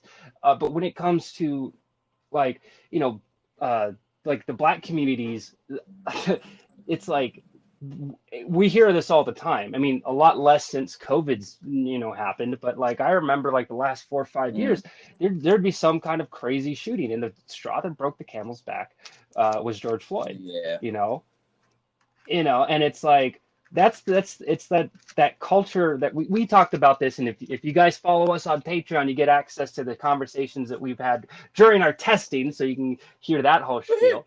But it's like that, it's that whole culture behind, and the whole crazy legalities and insurance costs and, covering this, that, and the other for any cops doing bad things that are tied to the cities, blah, blah, blah, blah, blah. That's the shit that's like, that is like, why is that normalized? That should not be normalized. Why when I hear something like this on the news, or if there's a trending live stream from Facebook of someone getting shot in their car? I don't think we talked about this. There was a guy in the car with his girlfriend. I think they had their kid in the back seat. He told the police officer, this Asian dude, just so you know, I have a weapon on me. I have a concealed carry permit. I'm going to take my weapon out and I'm going to put it on the dash just so that you're aware that it's there. And he notified him of this, went to pull the weapon out to put it down on the dash, cop shot him dead. And it's like, why, like, how in the fuck, like, and the thing that's fucked up that I have to acknowledge is the fact that, yeah, does it happen everywhere? Yeah, but it's promoted so much more in the media for when it's like different races, okay? Because, and I'll say this, white people do some really we do some really crazy shit, all right? Like the dude that did the Las Vegas shooting was a white guy. And there's theories if he was radicalized, this, that, and the other. Who fucking knows? But everyone does really weird, fucked up shit. But when it comes down to this like authority thing, that was an Asian guy that shot that dude. Yeah. I don't think it's tied to necessarily a color thing. It's tied towards like these police departments and stuff building these profiles on people and kind of going after them, based upon these stereotypes and shit. It's like you might be telling me that you have a concealed carry and you're just showing me your weapon just so I'm more comfortable, but that doesn't fit the profile that like we're kind of at the station led to believe. Yes. And I completely agree with that. And I remember watching a video somebody had posted on Facebook. This was probably a few months back. Actually, no, it was longer than that because I think it was before the pandemic. But a situation where cops got called out to a residence, and it was actually it was a lady across the street. White lady across the street called the cops on a black family across the street from her. And what it was that okay, so what had happened was they were expecting a package. All right, the black family expecting a package. Now this situation has happened a couple times before. For whatever reason, and they could track their, because everything's tracked by a tracking number now, right? Well, for whatever reason, and like I said, it's happened a couple times before to them. They delivered their package to the house across the street. Oh. Well, the mother, the black lady, tracked it, seen it, and saw the guy dropped it off, and said it was delivered. So she went over. She had knocked on the door. No one answered the door. And so she looked at the package, had her name on it. So what does she do? She picks her package up and goes back to her house. Well, the woman, the white woman that was at the residence she took the package from was in the backyard. And her, of course, her ring door, or it was either ring or she had the ADT. I don't know which one. Anyways, got a notification that someone was at the front door. So then she opens up the camera, sees the woman grab the package. Never seen her. Of course, she knocked on the door. She didn't ring the doorbell. She just knocked on the door, and then she just sees her, picks the package up, and takes off. So she calls the cops. And she's like, "Well, yeah, they stole my mail. This is that." So cops show up to the house. So they're going at it like, "Look," she's like, "Look, here's the package." Shows him the package, right? This is my house, my registry. See the number on there? This is the number to my house. She's like, they've done this. This is like the second or third time they've done that. And I guess the times they did it before, the lady wasn't home. They just went over and grabbed the package. Or I think what they did was when they went to deliver the package, they went out and met with the delivery driver and said, "Hey, wait a minute, you deliver the package to so and so the address?" And like, yeah. He's like, "Well, that's the wrong address." And she provided her identification, and the tracking number and everything. So they're like, "Oh, yeah, our mistake." And it wasn't like a big name delivery. It wasn't UPS. It wasn't FedEx. It wasn't. It was some kind of other, I think, like third party delivery service. So, anyways, so the cops are there, and somebody's recording it. Of course, because hey, nowadays you better record when you have any kind of dealings with the cops. Anyways, the husband comes home. Now the husband comes home. He parks his truck in the driveway, gets out of his truck, sees the cops and everything. Walks in because his wife's talking to him. So he goes to walk in the house, and the cops see that he has a gun on him. Now, so the cop was like, "Hey, you stop right there. You stop right there." He's like, "For what?" He's like, "Well, because you got your weapon on it. We need to take your weapon so that we can start talking." He said, "First of all, this ain't got a damn thing to do with me." He's like, "My wife already texted me, told me what's going on. She's handling it. I don't need to be out here." He's like, "Well, for our safety," and then he starts getting an argument with this guy. He says, "First of all, you're on my property. You know what I'm saying? I didn't call you. If you got called here, that's fine. But you're on my property. I just got off of work." He told him where he worked at, what he does, and at his job he's required to carry a firearm. He said, so they're going through this. He said, "First of all, did you even ask me to identify myself? Number one. Number two, did you even ask if I have paperwork to carry this weapon?" He said, "I've got my paperwork." He's like, "Well, I need to see." He said, "I don't have to show you anything." He said, "Number one, because I'm on my property. I'm staying in my house." And he was literally standing in the front door. He said, "I'm standing in my house." And he said, "You have no legal right to tell me to come out here with my firearm and and try to take my firearm from me." And so there's like this big whole spiel. I mean, nothing ended up happening. But of course, what ended up happening, the supervisor comes out, tells the officers, "Hey, you guys, first of all, is the situation taken care of for the reason why you're out here?" It's like, "Well, yeah, we got that." "Okay, then you guys need to leave." And that's what the supervisor's like. He's like, "You guys need to leave." He's like, "You're on this guy's property." He said he has the paperwork. He said if he doesn't want to show you, he doesn't have to show you because he's not breaking any laws. He said, now if you suspect him of doing something, tell him what you suspect him of, and then read him his rights and go from there. And so the other officer was he's like, I just I just think it's done because we don't know what the situation or what his situation or what his intents are and this and that. And the guy was like, his intent was to go into his house after he got off of work. What is the problem? It was like, and I'm listening to the supervisor go off on his two officers. Like, what is your problem? He's going home. It's like you're standing out front in the front yard with the person that it was the cop that you were called out here to talk to originally. He doesn't have anything to do with this. And so they went back, like I said, then the woman, like the video cut, and then why it cut was because the woman played it back to when her husband came home, and he felt that he never even engaged with the officers. He walked right up to his wife, kissed her on the cheek, said, "Hey, babe," and started walking in the house, and that's when the officers engaged with him. And so, it was like I said, it was a big thing. It was like dude, see, and that's and like I said, that's one of the things that escalates some of this stuff. It's just like you get these officers that are out here that, like you said, a lot of them are on that power trip. They think that just because they got that uniform and that badge, that they can do anything they want to. That's what. So I'm not like anti-police. Oh no, I'm I'm not not either. I'm like not either. defund the No. police, but I do think that we need to hold these guys Yes. accountable. Like that's where I'm coming from. It's like the defund the thing that's probably taken it a bit too far. That's to me that's stupid. I mean, that's if anything, you don't need to defund the police.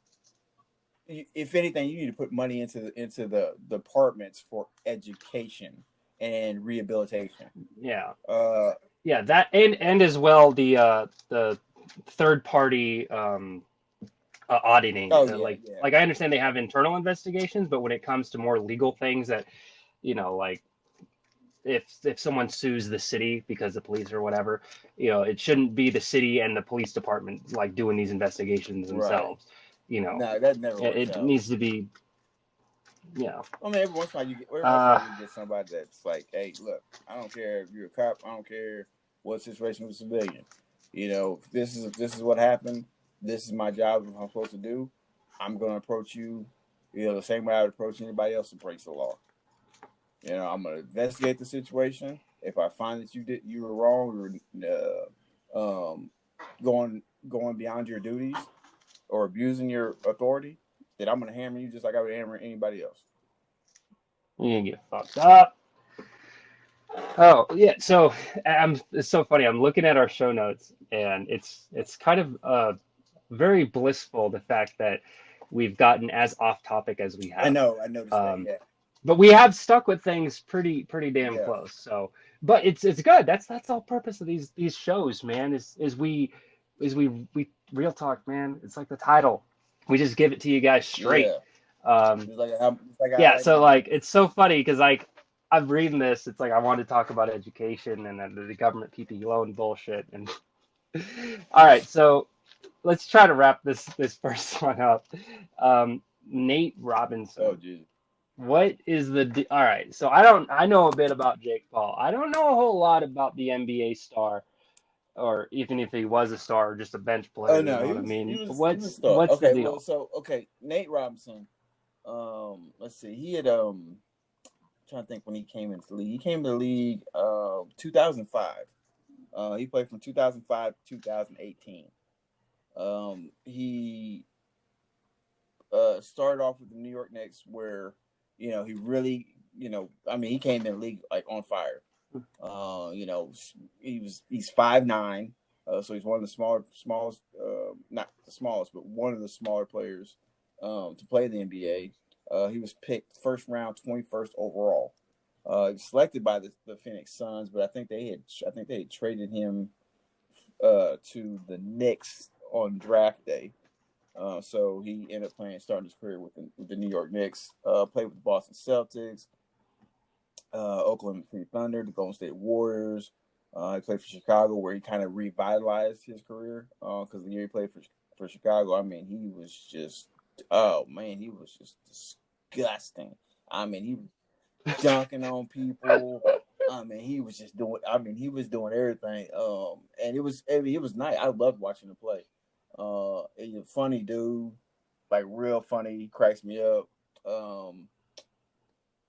He's I think let me make sure. I want to say he's a 3-time slam dunk champion.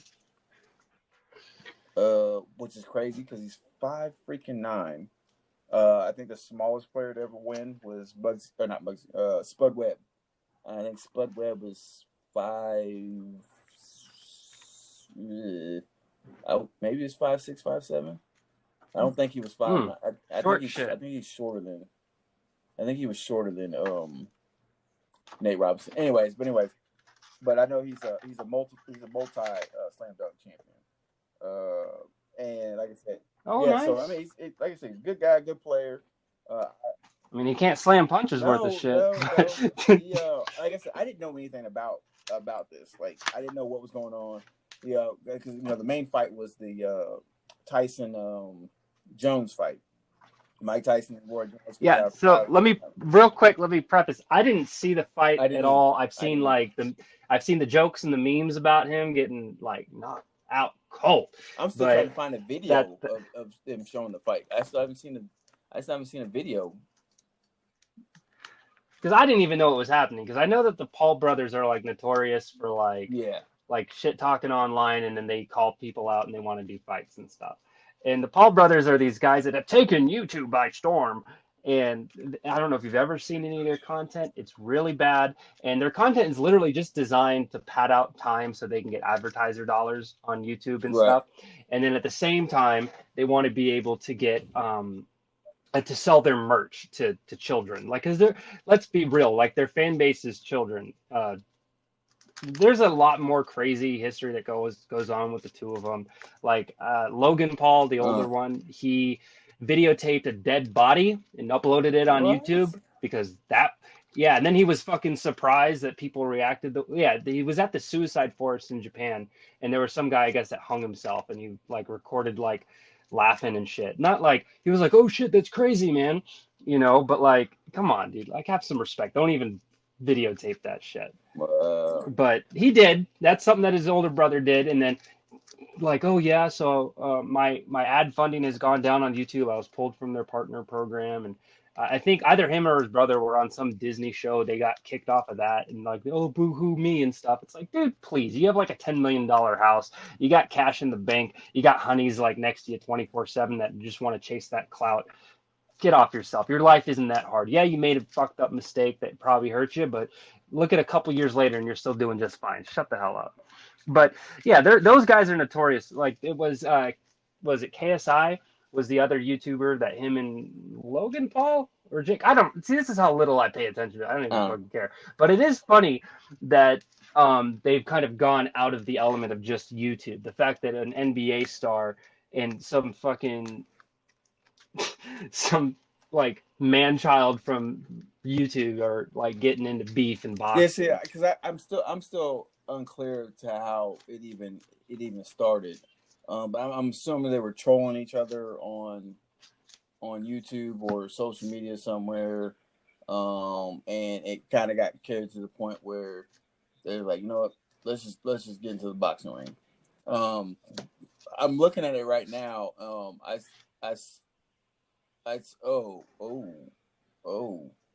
Okay. Yeah, so I just saw Nate go down. But the first time he got You just saw Nate go down. You're like, oh. Well, the first time he got knocked down, Paul hit him in the back of the head, which, first of all, in boxing, you're not supposed to do that. You shouldn't do that. And then the second time he went down, he went, oh, there it is. The second time he went down, they kind of got entangled with each other, and then Nate fell down. But this last time when he really got he got knocked out. He knocked him out. He got knocked. Yeah, he knocked him out like Craig did Debo. And he caught him. He caught him with a right. He caught him with a right hook. And I could see. I mean, it was a clean hit. It was a clean hit. It was definitely a clean hit. But he caught him right. I mean, he just caught him. He came in. Nate rushed in and he countered. And it was he got him with a nice little right hook. But yeah, so okay. My thing is, first of all, I would tell anybody. And I used to box, and most people don't really, never really knew that. I boxed amateur at the amateur level. I had a pretty decent record. And it's one of those things, I'll tell you. You may think some people think they're just, oh, I'm a street fighter. I can brawl, da da da. Well, boxing is not street fighting. Boxing takes skill. It takes patience. There's rules. There's some professionalism to it. It's a sport. Street fighting, that's just dirty shit, man. That's survival. Man. Like boxing, I'll get in the ring and I'll box, this and that. Come street fighting, anything goes. If I gotta pick up a baby and hit you with it, I'm gonna do that. You know what I'm saying? As long as it ain't my baby, I mean, that's fine. It is what it is. I'm just gonna tell you, if we get into a brawl somewhere, and I'm telling listeners right now, if you know me or you see me, and I get into a fight somewhere, don't bring your children around, because if I have to pick your child up, I'm gonna hit whoever I got to with the child. Anyways, so but you're fucking wild, man. Picking up an infant and knocking somebody out with it, just yeeting that motherfucker, dude. Just like straight, like Keegan on walking down with the baseball bat with the barbed wire around it, but it's a toddler. But anyways, but no, I mean, it takes a lot of skill, and I'll say I'll give you credit for getting in there, but bruh, if you only train for like a week, or if you even a month, if you've never been in the ring like that, you taking a big chance. And he got caught. He got caught. he got caught like he was trying to cross the border by Border Patrol. Oh my God. So he got caught by ICE, man, and he was working in the kitchen down at the Mall Deli somewhere, and they were like, "Yeah, you ain't got the papers, so you got the papers." But yeah, you got Bye. which that's in itself is not funny because that well actually it is. It's kind of funny. But anyways, but no, like I said, Nate is phenomenal basketball player. My suggestion: stick to basketball. Stick to basketball. Don't quit your day job. And my other suggestion is I wouldn't talk shit to nobody else in the streets, because they gonna know, they gonna knock your ass out. But like I said, I still give him credit for getting out there and doing it because hey, I'm telling you, man, boxing, it even if you are a seasoned boxer, there's always that one chance because it only takes one punch. It only takes one punch, and you won't remember what happened the last 10 minutes of your life. That shit's it's gone, like, hey, when did I get what? When did I put on shoes? But yeah, it's just but yeah, I don't know. Like I said, I'm not sure 100% sure the backstory of why that even came about. But it's probably more than likely just internet shit talking. I mean, I can see that because Nate talks a lot of trash. He talks a lot. He always ever since I started watching him when he came into the league, and even up until now. Matter of fact, he's on the episode of NBA. He's on episode 2K TV, from 2K21, the new game that came out. And he's on there with. Wait. Oh, sorry. No, keep going. I'm just thinking of people online bitching. It's true because the whole, like, they put advertisements into the game. Like, come on, it's a bit much.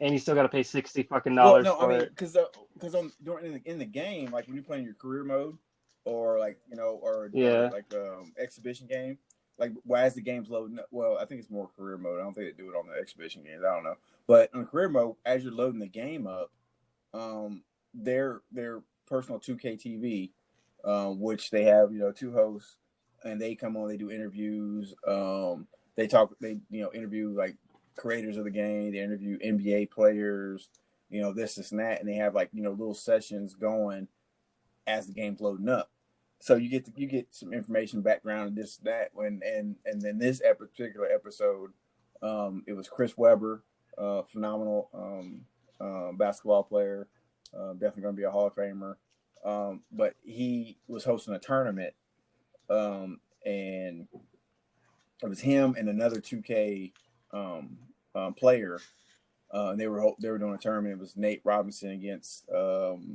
think one of the hosts of the show, and they had like a one-on-one tournament, best out of I think 4. And Nate, I mean, he talked trash the whole time that he was playing, and I mean, he talked just like he talked while he was playing in the NBA, and that's just Nate. He's just one of those guys that just talks trash 24/7. He probably sleeps and talks trash. He probably taking a shit and talking trash to the toilet. What I mean? It's like, yeah, you take that. Oh, you gonna take this shit? Yeah, you gonna take this shit? You like that shit? Yeah, I'm talking shit with shit. Oh, we're going to hell, man. But no, that's just how he is. So I mean, I can see if that's how that started off.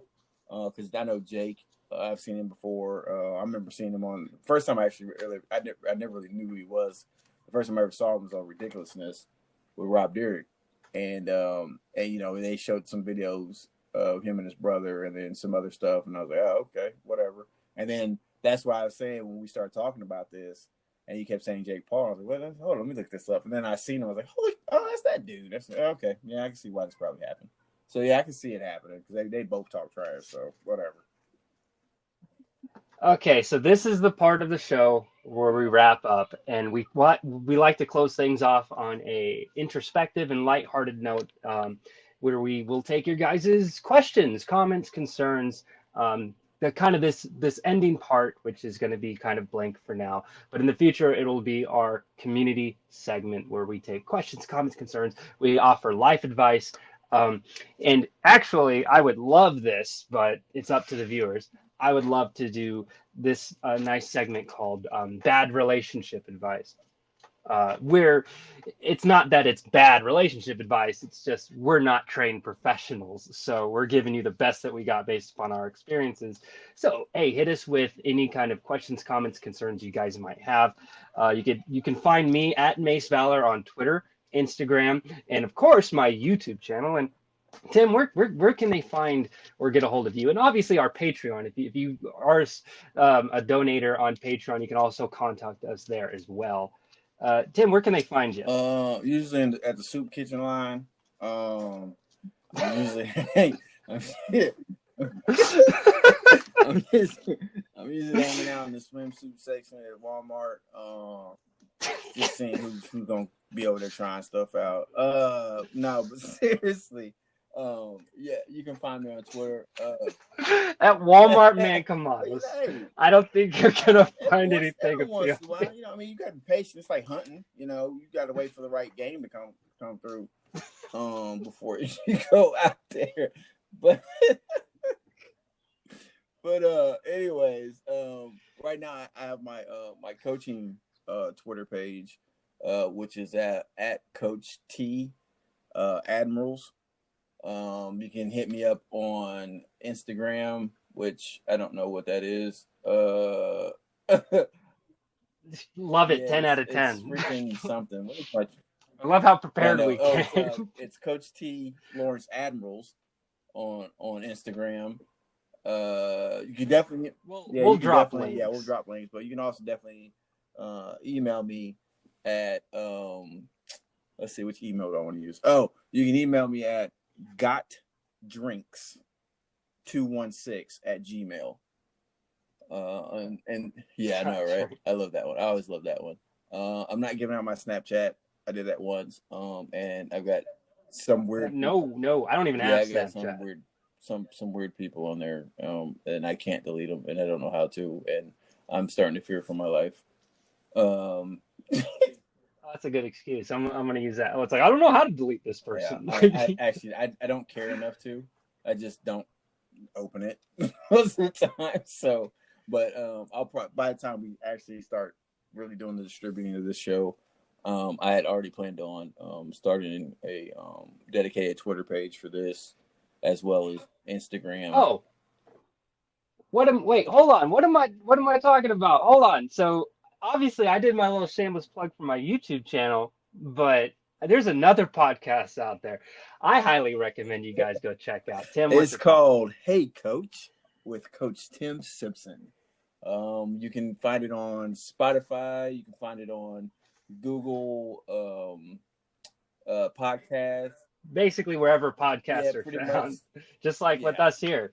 So definitely go check it. It's a really give them a breakdown. What's your podcast about? Well, it's basically about things you deal with, as far as a coach, but it encompasses my experience in the military, dealing with things with the pandemic, talking about being a father, different experiences I've had. I'm really looking forward to the next show because I'll have one of my players coming on, and we'll be discussing the topic, I believe, is top 20 NBA teams not to win a championship.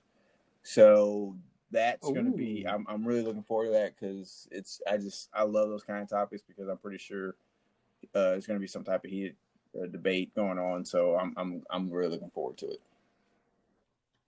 Yeah. Next, so obviously this is our nice first sweet little episode. No promises, but we're looking for a guest for next week. So I'm reaching out to people. So if we make it happen, we make it happen. If not, then the week later.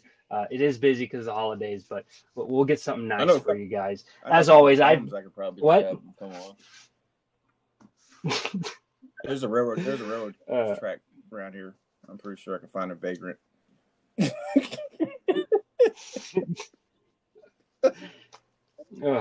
I did. Tim, how old is your house? How old is my house? Yeah. I don't know when this bitch was born. Well, I just didn't know if they were still building in houses in Kansas or something, but they turned it into a landfill yet. I'm petitioning Oh, for it.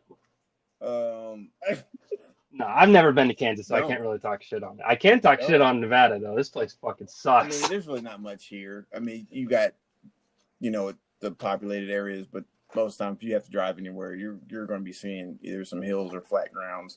I could have sworn I seen Dorothy and Toto playing in the field one time. And I think the Tin Man or the Cowardly Lion were trying to bang her out or something. Okay, so as always, I'm your oh so glorious and beloved MaceValor. And I am the lovable, dangerous, mysterious, and very handsome Tim. Birdman. All right, you guys have a good one.